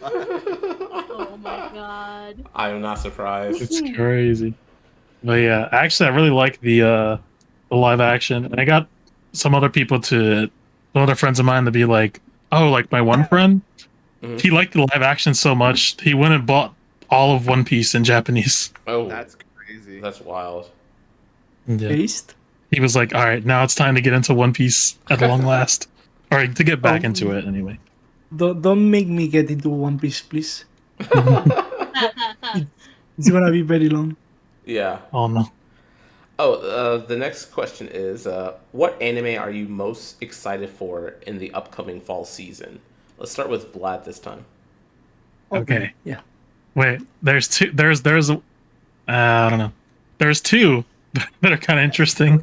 Yeah, go Okay, ahead. yeah, go ahead. Okay, Yeah, it doesn't have to be this yeah. one. So Anything. they're making the anime of the Apothecary Diaries, Oh Yes. yeah. Oh, yeah, Also, that's- and there's a certain Berserk anime with a certain black swordsman. Gluttony. Yeah, I just thought it was funny that the similarity, but Yeah. that'd be a funny one to see if it's any good. I don't know. All right. Yeah. I'm gonna buy what was it? The light novel and the manga because the volume 1 cover look pretty fucking. Oh, I own all of the volumes of the manga adaptation. I love Berserk of Gluttony. I didn't know there was gonna be an animated season, and now I'm excited for it. Thank you. I didn't even know it was like a popular thing. I thought it was just like an ironic show. It's actually I think it starts in October. Yeah, I have all of the volumes of the manga adaptation. I have not read them yet. It's on my list, but I have not read them. How is the manga? I don't know. I haven't read. I have not read them yet. Sorry. He's a hoarder. You admitted I am getting to it. I am actually. I will get to it, but right now I'm reading Fire Force. I have a couple series so that I that's haven't read yet. that I'm gonna okay, get all to. right. Yeah. What about you, Ankh? What are the anime of the fall season that you're looking forward to? It's a good question. I think the one I'm most looking forward to is the I'm in love with the villainess because I quite enjoyed that novel, and it's also one of the most popular light novels released in Spain in Spanish. Mhm. Yeah, I guess I'm quite excited for that. Note that Blood said Berserk of Gluttony. I'm inclined to say Berserk of Gluttony as well. But other than that, I'm gonna be a bit honest, maybe. Since I broke up with who was then my wife, I've not watched much more anime because we used to watch it together, and it hurts a bit to watch any kind of media on my own. Yeah. But yeah, no, of course, it's not that I'm put off of anime like forever. That's not the case. It's just right now I'm not keeping up with it as much as in other situations because I'm getting back into video games Okay. and reading in general. But yeah, of course, I plan on watching at least an episode of each of them and see how I like it. But yeah, the most excited I'm is for the villainous one. I really hope they do a proper job because it's not only quite a good sorry book, but also it deals with many issues of the LGBT community in Japan, and it's really interesting how they treat them. But of course, I'm not gonna spoil it. I do recommend, but just check it out and see how you like it. But yeah, in any case, I guess I'm not particularly excited about any other, also only on anything other than that. But that might be because I've not checked them out. That's the thing. Yeah. Well, I guess now we can switch over back to Oh, I'm sorry. I just realized. ahead. No, when Ankh, you mentioned I Am Love the Villainous, that's the series alerts. I'm sorry. A long time back, we were talking about. I think whether it was in Discord or it was in the Twitter space. No, it was in your Twitter space. We were talking about there are 3 series that Seven Seas did some censorships to that made people really upset. It was Jobless Reincarnation, Oh, that's right. Okay. Classroom of the Elite, and I'm in Love with the Villainess. That was the one. That was the third one. Wait. They censored Mushoku Tensei? Yes, and people. And here's the funny part. And this is true, by the way. This is not alleged. This is confirmed. There are many articles about this. I'm just. This is for our listeners and stuff. Like there are many articles about it, and yeah. So the thing about it, they censored Mishoko Tensei. It was like a paragraph or something like that about the light novel they censored, and people didn't know. The funny thing is, people didn't know that it happened until the first season of the anime came out because it was a scene there in the anime, and people are like, "Wait, that's not in the light novel." When Ruders watches Sylphie. No, it wasn't. No, it wasn't that. It was. It was. No, it was something with. I think it was the scene. Was it their maid? Was Rudius's parents' maid was talking about how she met masturbating while she heard the parents have sex. No, I don't think it wasn't. No, it wasn't that. I think it was. So it's Roxy who was masturbating. Yeah, sorry. No, but it wasn't that one. It was no, it was their maid. I think Lila or Lilia or whatever. I know. And she was telling. I think she was telling Rudy how she met his father, and so that scene was cut from the English version of the light novel. And the thing about it is that no one knew Like the English reader base did not know until the anime came out, and they had the scene, and people were like, "Wait, I don't know what you're talking about. What are you talking? Like, what is she saying?" And they were like, "Hey, is this maybe something they added for the anime?" And I guess people went to check the Japanese version of the light novel. They're like, no, no, no, it's here, and they realized Seven Seas cut it, and it was a whole thing.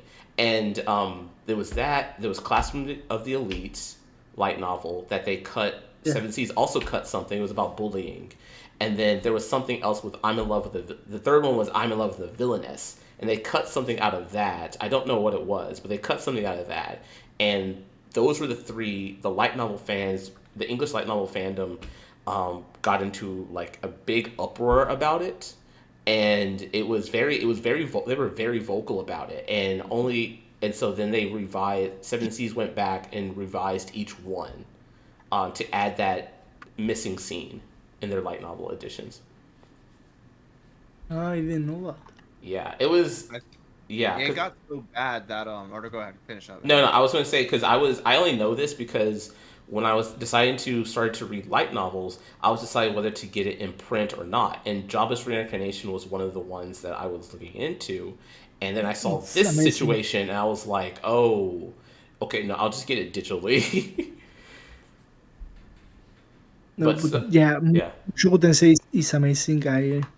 I read it all the way when there was no light novel and only the web novel. gotcha. Uh, yeah. Alerts. Were we gonna? Sorry, Oh, sorry. Go I ahead. forgot. I forgot. Sorry, that Rurouni Kenshin releases also. It's also releasing this. Well, I guess it's been released already, but I've been following that one because it's Okay. one of my favorite manga. I'm a historian after all, and Mhm. I am also really interested in Shy. Oh, Shy. I think. Yeah. Oh yeah, Shy is next season or is the fall season. Yeah, no, it's in the fall season. I need to start Yeah, reading that too. I'm yeah, collecting yeah. those too. I just haven't read them yet. No. It's just I just remember because I didn't keep up with all the ones. But yeah, it's been recommended by a friend that read the manga recently and told me, yeah, this is very very good.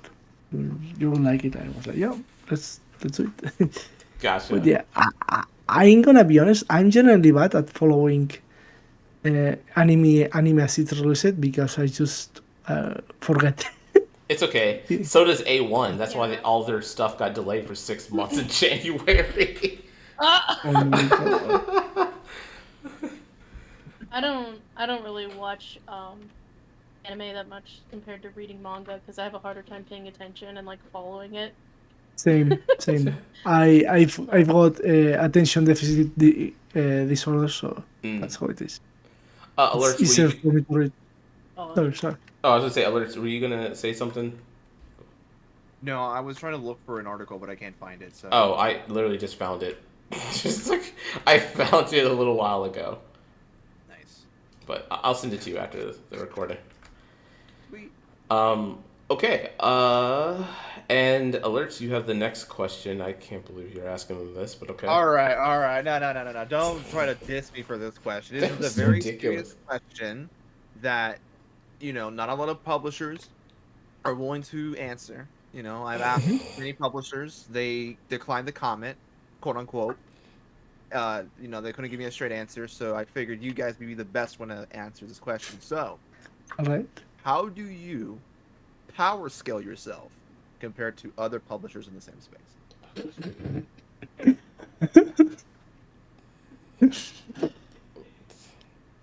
We're the great Cyberman. Okay, so let's everyone knows Dragon Ball, right? Mhm. Yeah. Okay. So how would you power scale yourself in the scale of Dragon? I would say we are the original Piccolo, if that Okay. makes sense. We're the original Piccolo, while the rest are all cell onwards and just tiny. No, we have to be somebody who can has the potential to get really good later. Like we're like Kid Goku. So not Krillin. Not Not Krillin. Krillin. We're not Oh, like Kid Krillin. Goku right now. Or Yamcha. dang. No We're like Nor Krillin, no Yamcha, yeah. Yamcha. Dang. we're like Goku. Like while he's just like still on the ship on the way to Earth. No. Okay. Like, Getting there. like, Getting or like there. maybe Grandpa like just dropped us, or like that Goku. Okay. All right. So, with that in mind, right? Mhm. If you had to fight another publisher that's in the same power range as you guys in a boxing match, who would you pick? Oh no. I personally would pick Tentai because they are in Madrid, so not that far away. But also because I don't know if we're gonna fight, it's better to do it 1-1, and he's only one guy. And in Madrid, there's only one guy, and there's two of us in Madrid. So maybe Okay. we might overpower him and fight like what's to say, like deer, but come out alive. Right. Because you wanted to make it like a fair fight. You don't want to like bring over Vlad and everybody else over to Spain for this like big fight against this one guy. Yeah, exactly. Yeah. No, I got you. That makes sense. I got you. Vlad, what about you? If you had to pick, who would you box in?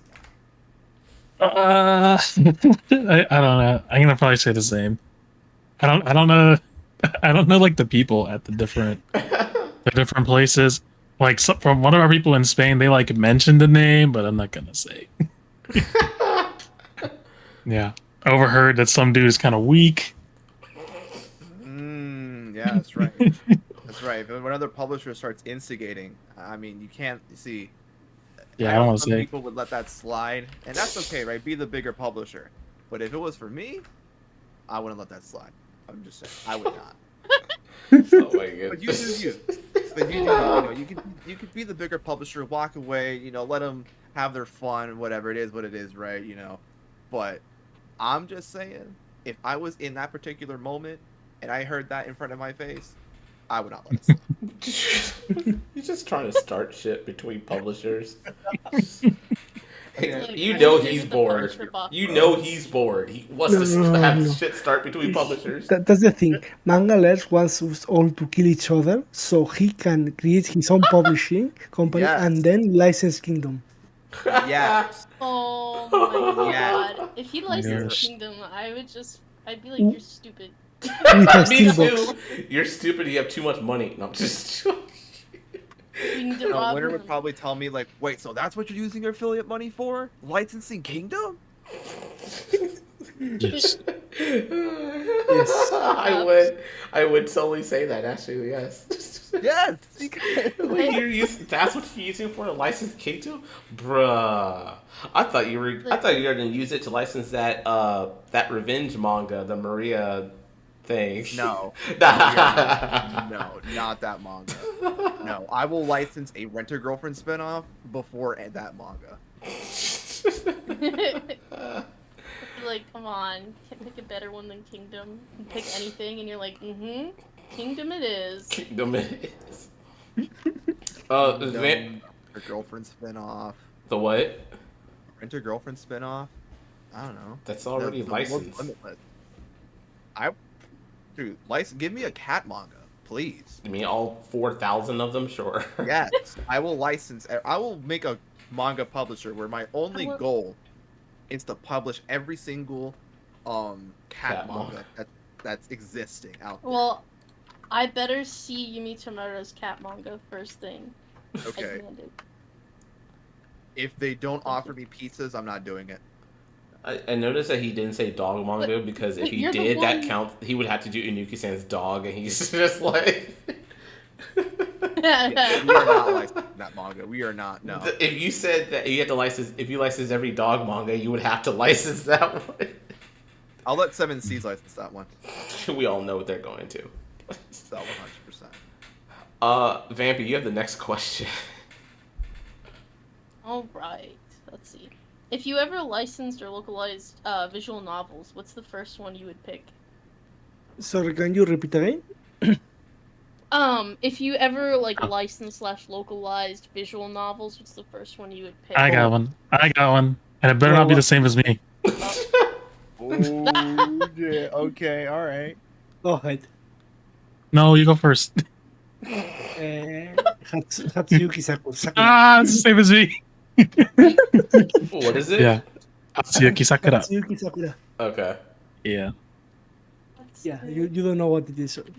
It's very wholesome. Yeah, It's like atmospheric. It's about like wintertime. It's got like romance and mystery. It's amazing. It's I send you the you know there's no Spanish, there's no English translation, but there's a Spanish translation. Yeah. It's crazy. Yeah, I know. Nobody's picked it up to try to translate it to English. That's crazy. Well, do you know which Wait, other one you I said will say? wholesome. I see Iraj as one of the genres for this thing. Yeah, I was gonna say Eros. Like, wait, hold on. All Alright, visual it's a novels, wholesome eroge. are eroge. All visual novels are eroge because all visual novels are eroge because the hentai is put in there to sell more copies, but you can ignore it. In fact, I skipped it. Yeah, usually the main writer doesn't even write those scenes. Yeah, yeah. Gotcha. And also, there's another one which will be amazing, and I think Vlad knows which one I'm talking about. It's the cursed one. First You know one? which one? Yeah. Wait, I forget. I don't know. Look it up. Oh yeah. That's never happening. Ayoku no Usuche, yes, that's not Yeah, happening. I can use That's completely cursed. I Wait, think that if you try to translate it, I don't know. Yeah, a few groups will try to like pick it up, and it always. I think that the first emperor of Japan comes back from the grave and kills you on the spot. Yeah. Okay, so I think the last question is, do either of you have any questions for us? And it could be any questions whatsoever. Hard question. Yes, I do have one question, but I will let Vlad go first. No, I don't know. I don't have a question. I don't know. Okay. I'm not good at asking questions at the end of interviews. No, I do have a couple of questions. First off, mangalers, if you have so much money to buy steel boxes, why don't you use it to license Kingdom? Oh. Fuck. Okay. Oh, Get him! Got him. man.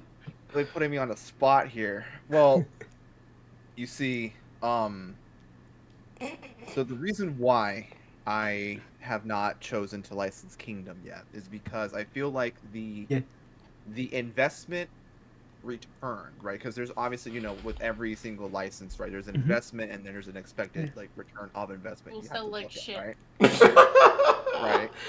So for me, buying a $60 steelbook, I have a steelbook I can look at all day, every day. I can display it. I can, talk about it if someone wants to come into my room and go, "Oh, that's a cool steelbook," and then have a conversation with someone. And, it's stress-free because I can, dust it, clean it. I don't have to worry about it. It's right there, and it'll forever be there until, I don't know, the earth blows up or something. But if I was to license Kingdom, well, now there's a whole thing, because when I'm licensing Kingdom, I'm not just licensing Kingdom. I'm, going out trying to find, like, anyone who's willing to sit there with me and with the editorial process for all of those volumes, not just volume 1, but every single volume to this day, like to where we're at right now. I think they're at like what, volume 69, did they pass right? the 169? I thought so. One of Nice. like something like that. Yeah. Nice. But yeah, I have to do that, but then also, there's a lot more intense resources and investment that I have to put into Kingdom, that at the end of the day, was licensing Kingdom really worth the stress? Me looking at the sales numbers to see if it's gonna like work or not.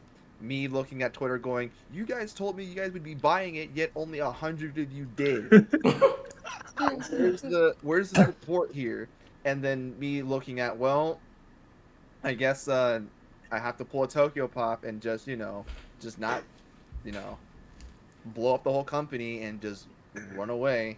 It is what it is. So I think playing it out like that, I think for my sanity and for my mental health, I'll take a steelbook and we'll buy steelbooks to the end till I die, than ever to consider the possibility of licensing Kingdom. Now I say this, but if I do create a manga publisher company, whatever, blah blah blah, like Shueisha has to personally give me like their like Oda himself has to make a pizza for me. Like, I have to see Oh my Oda God. himself make a pizza for me if I'm ever going to touch Kingdom. If that does not happen, I'm not liking Kingdom. To be honest, I'm very surprised that you had an answer prepared, like ready. In case someone asks you. Yeah. I think that sounds like a skill issue, and you should just tank. You should just tank the cost. Silly shit. Cost. You know what? You're right, Vampy. It's the people like you that I see every day on social media that gives me inspiration to go, you know what? You are right. Maybe if Kingdom does get released in the US, it's going to sell gangbusters. It's going to be in the top 20 every single volume. Thank you. It's these same people that said the same thing about Gantz, and look where Gantz is at now. To be honest, Gantz was a best-selling title in Spain, so who knows? Well, in it's Spain. not so much here. I'm just gonna be No, honest with yeah. you. Yeah. Like, we had the singles. They didn't. Only one of them charted in the top 750, and that was when the Volume 1 came out. And we have the omnibuses, and they do meh. They don't do great. They're not horrible, or they're not like performing horribly, but they're not great. I think the problem with Kingdom is the user base. Or Oh, I was talking small about user Gantz. base. Sorry, not. Yeah. No, so sorry. I was just saying in general, it's quite small, but it's a case of the more people know about it, the more people will buy it, because Kingdom is actually amazing. It's very, very good. It's one of my favorite manga. Let's just say it that way. I just think it's a matter of people knowing more about it, because I honestly think it's amazing, and if enough people know about it, it will very well be a bestseller in the US as well. Yeah, Just although saying. that could kind of apply to, I think, any series. If more people know about it, generally. Yeah, It would of be- course. I'm just yeah. saying that the quality of Kingdom is so high that I don't think a lot of people will not like it, or not like it a lot. You know? Yeah, It's just the manga that you read it and you're like, I enjoyed it, and that's the end of it. And then there's manga that then leave you like, damn, that was good. yeah. Like a shit show for me, or tomorrow show. You guys is this you trying to gaslight me to start my own manga publisher to look at the Kingdom? Yes. Not No, you need to start. And then No, he needs to start small first, right? So, like, start with printing Domestic Girlfriend, and then once you have that under your Oh belt, my then go for Seven Seeds, right? And then after you have Okay. that under your belt, then you go for Kingdom. There you go. You just keep oh, wait, scaling hold on. up. This is sounding like a good idea now. oh my god. I think that was yeah. You should do it actually. And I then should. get Actually- Hajime no Ippo. Yeah, Behind the Oh, manga yeah. books. Behind the manga books. That's the name of the company. Right, y'all are gonna kill me. Well, fuck it. Let's make all my expenses in the red, and then let's get this manga publisher started, y'all. Yes, sir. Yeah. Yeah, dude. Ah, I can Imagine. help you. We can help you introducing you to a Russian that lives in Japan. are you serious? Actually, yes. That's the word I see. Which publisher? No, it's a Russian guy that lives in Japan and has contacts with publishers. Oh. We may Of talk course, apart offline. that We may is, talk you know- offline. No. We'll definitely follow. We might follow. We'll follow up with you on that. We'll might take you up on that. Actually, he's amazing. He's gotten us so many like contacts and this. But I was Is he in the just mafia? joking. No, Does it no, matter? Does it- No, he's just a regular dude that has been in Japan for over 10 years at this point. Oh, you know. He's our guy. Yeah, he's our guy. It's our guy. We're proud of it. Okay, another question. Okay. And that's kind of the last one. you do this activity for fun and for free. Of course, you're not getting any kind of money out of it. No. Do you see yourself doing this for a very long time? That's a good question. Winter. I'll start. You'll start. Oh, sure, thanks. Welcome. um, I could see it because kind of what we do. It really depends on people's times and things, but I mean, Of course. I could see it because there's always going to be manga news, right? And I do think that at least for me, I do feel um, like being able to interview people in the industry, like both of you, and we're hoping in the future we can interview other publishers or letterers or translators in the industry. Um, like I think that it's interesting to get insight into those things, and I feel like there's always, especially since manga is getting big, it's bigger in the United States, or sorry, in North America now. Um, a lot of people don't understand the behind the scenes, and a lot of people don't understand like what publishers like yourself have to go through. So having or letterers or translators, so being able to interview them, and we have not interviewed a translator or letterer yet technically, but in the future hopefully. But like being able to do that and getting their perspective, and we can also interview many different translators and different letterers and different publishers because everyone does things differently. So it's I feel like there's always a need. There's always going to be one, at least at the minimum, one person who may. I like to think there's always going to be one person who finds this stuff interesting. Just like I found manga sales interesting, or U.S. manga sales generally, but what have you, or alerts with the restock stuff, or Vampy with some of the restock stuff, but also with but for shoujo and josei titles. There's always going to be someone who's interested in this stuff. So I would like, me personally, I would like to keep it going for a long time because it seems like there's going to be new publishers all the time coming out with, and licensing things. There's more letterers and editors, not editors, sorry, letterers, translators, and I would like to, I don't know, I would like to get their insights into things, and also to revisit those who we've talked to before, like yourselves, right? Like have you back on the podcast and everything like that, because things will also change within companies. Not like your company probably won't be the same as it is now, in 5 or 10 years. It's the same for like Viz Media. They have not been the same since their inception, or even in the past 10 or 15 years. Same with Seven Seas. Same with Udon. Same with Dimpa. What have you. Like everyone grows and changes over time, and still being able to have this podcast and have this platform to interview that, and you get to see those who get to see the evolution over time. So I would hope that we can keep this going for for as long as possible, for many years. I actually, if you allow me, Mm-hmm. to give a follow up, I do quite like your answer, and yeah, I agree with. Well, personally, I agree. We're gonna be changing, and I quite like your philosophy of as long as one person enjoys it, then it's enough for me to do it. Like, I think that's quite our same mindset in the publishing house, Monogatari novels. But yeah, it's different because if only one person wants to read that manga, I would love to bring it to them, but we will go bankrupt, so Yeah. we can do Yeah. that. But yeah, no, all jokes aside, thank you. Thank you for the interview. Thank you for having us not only once, but twice. No worries. No And problem. Thank you so no, much. and really, and thank you for making this kind of content.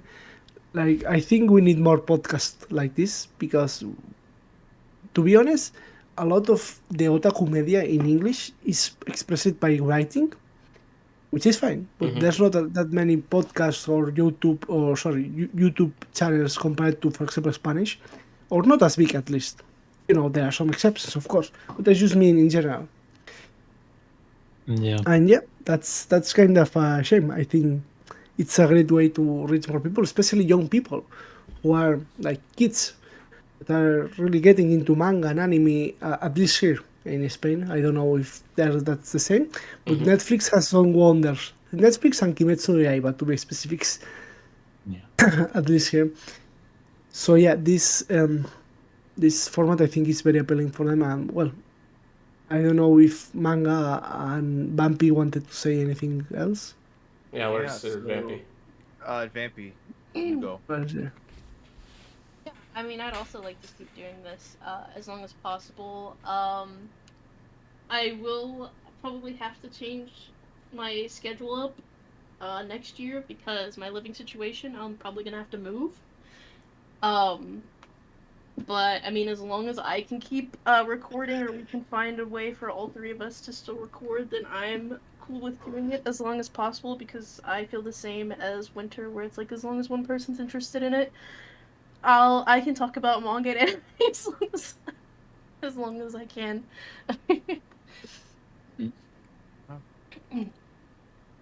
So for me, sorry guys, this is my retirement announcement. I'm done.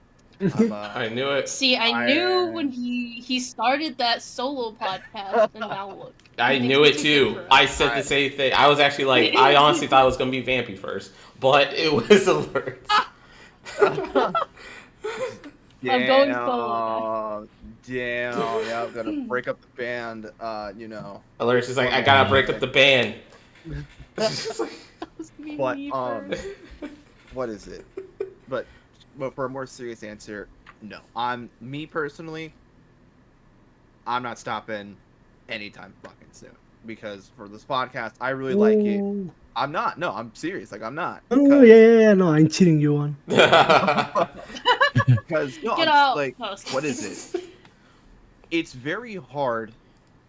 Again, we've talked about this a lot of the times too, but amongst ourselves, it's very hard to find like-minded people, right? Yes, that's true. hmm And the fact that us three somehow found each other on like this one random Discord server, right? Yep. Yeah. And we all somehow like cover each other's bases.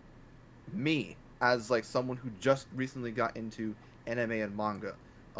Winter being like someone who was been in there for like the longest time, but you said you recently just got it, you started coming back into it, right? Sort of recently, yeah. Or recently, yeah. And then Vampy, who's the same way too, but mostly on the shoujo and josei side, and can provide that perspective as well too. It's it's very funny looking back at like how the stars align for all three of us to come together, Yeah. and it it works. And like Winter said, like some people find us and find everything that we say enjoyable, and the numbers show.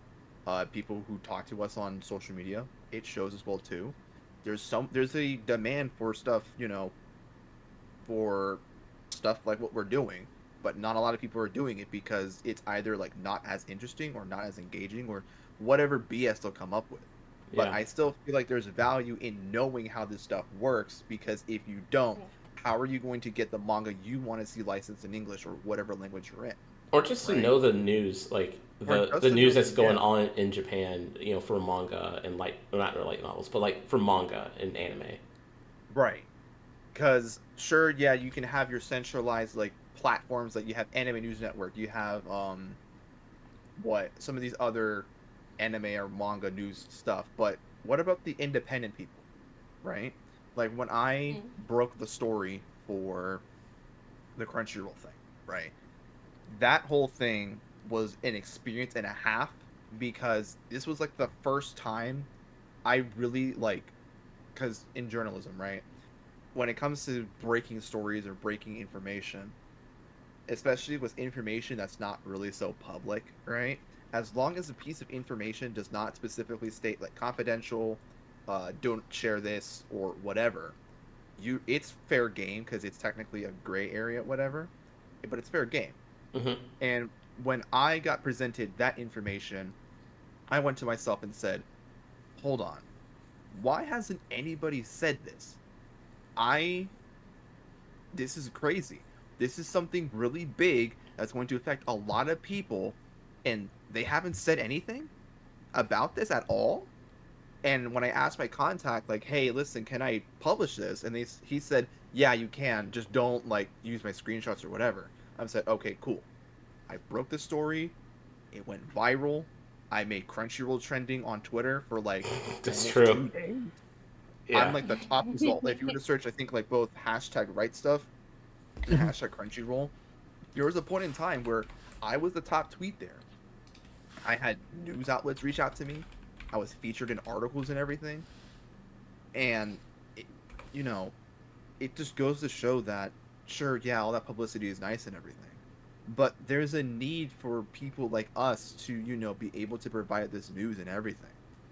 And there's a need for, more people to come into the space and spread their voice because not all voices are shared equally, you know?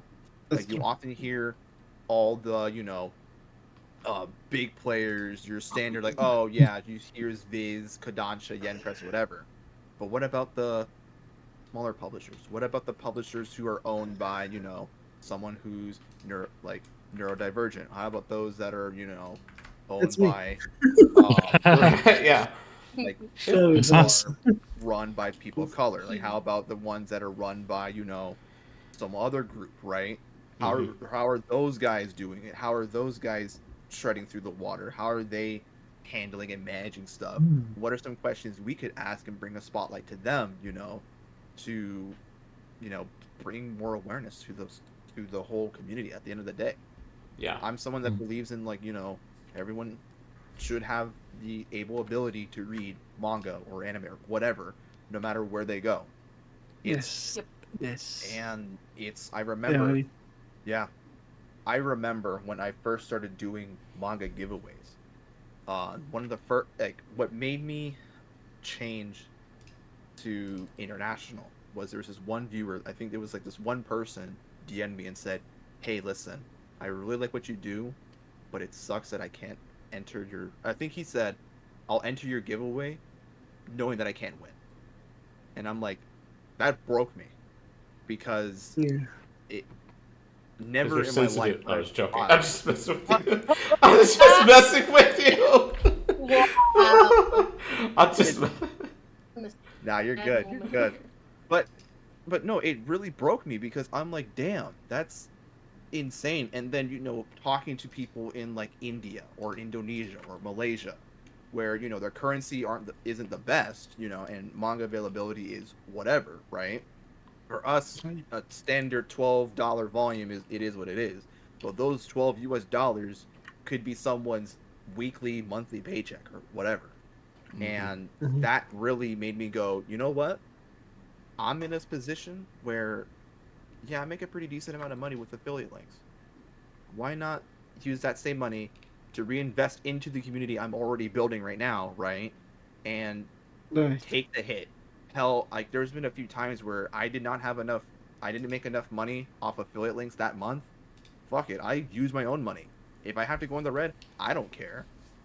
If I want to be able to give everyone at least the opportunity to read the manga that they want to read, no matter where they're at. If it means I have to pay out of pocket, I'll do it. If it means I have to adjust or anything, I'll do it.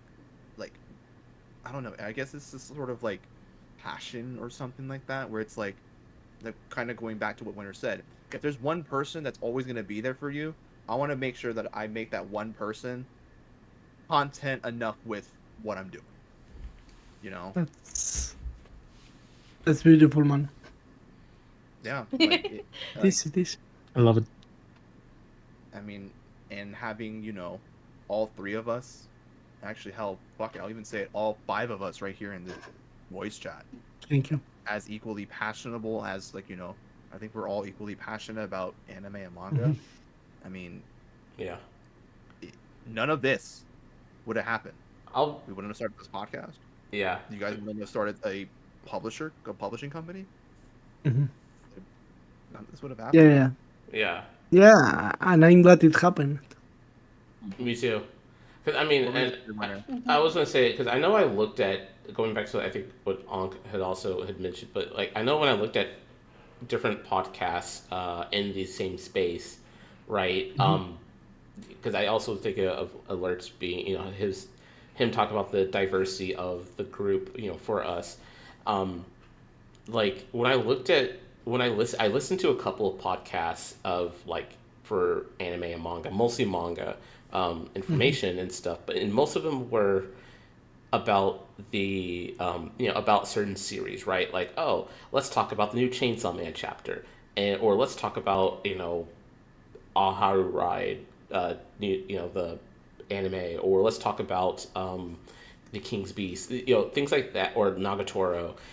And the thing about it was there wasn't that much of a diversity in the type of content. So like, and with the host. So for example, like alerts had mentioned about all of our backgrounds. There wasn't a everyone was generally the same and leaned on like one another, one or the other. So like either everyone was generally like a COVID manga fan, which is fine, or they've been in the community for a long time, which is also fine. But it's also be like they were all into shonen and seinen, or they were all into shojo and josei. There was Mhm. never a mix. It was always one or the other. And when I listened to various different ones, and me personally, I was like, I felt like what we were doing and how we do our podcast was the right move. Not only because we were interested in the news and the various demographics or what have you, but also because of our backgrounds. And there are some where Vampy and I were kind of closest to having a lot of experience of the U.S. manga industry for a while, but for different sides. While I was more shonen seinen, she was more with a tiny bit of shojo. She was more Mhm. shojo and josei, and we were able to correct each other on certain things or experiences that she has that I don't, or vice versa.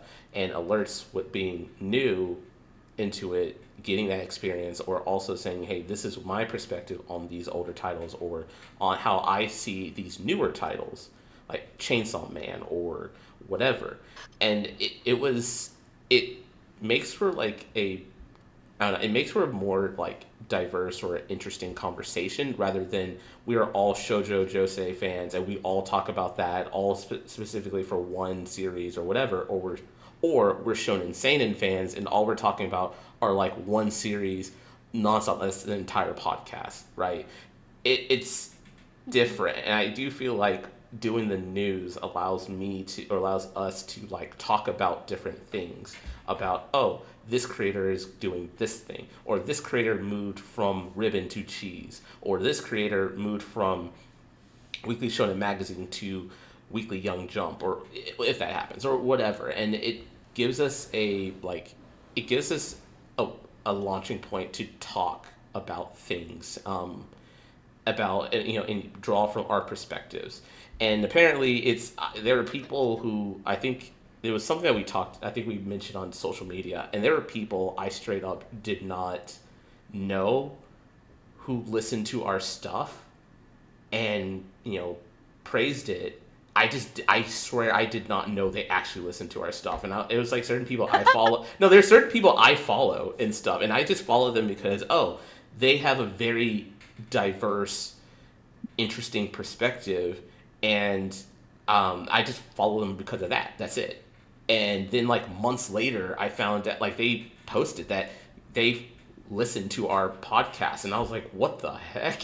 I was like, "Oh man, that's awesome!" But I was just floored. There were so many people who they don't interact with the social media account, which is fine, or they don't really say interact with any of us individually, but they listen to it and they enjoy it, and it's like, wow, that's awesome. But it's I don't know, it's a little, it kind of freaked me out for a bit, but then I was like really, because I was just shocked, and then it was like, but then I was like, this is really awesome.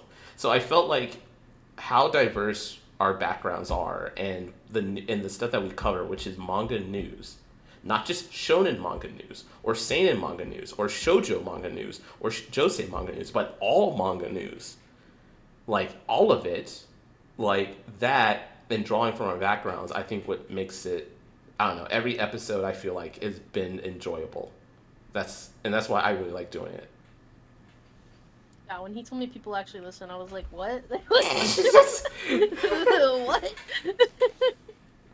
All right. Well, if there aren't any other questions, we will wrap it up.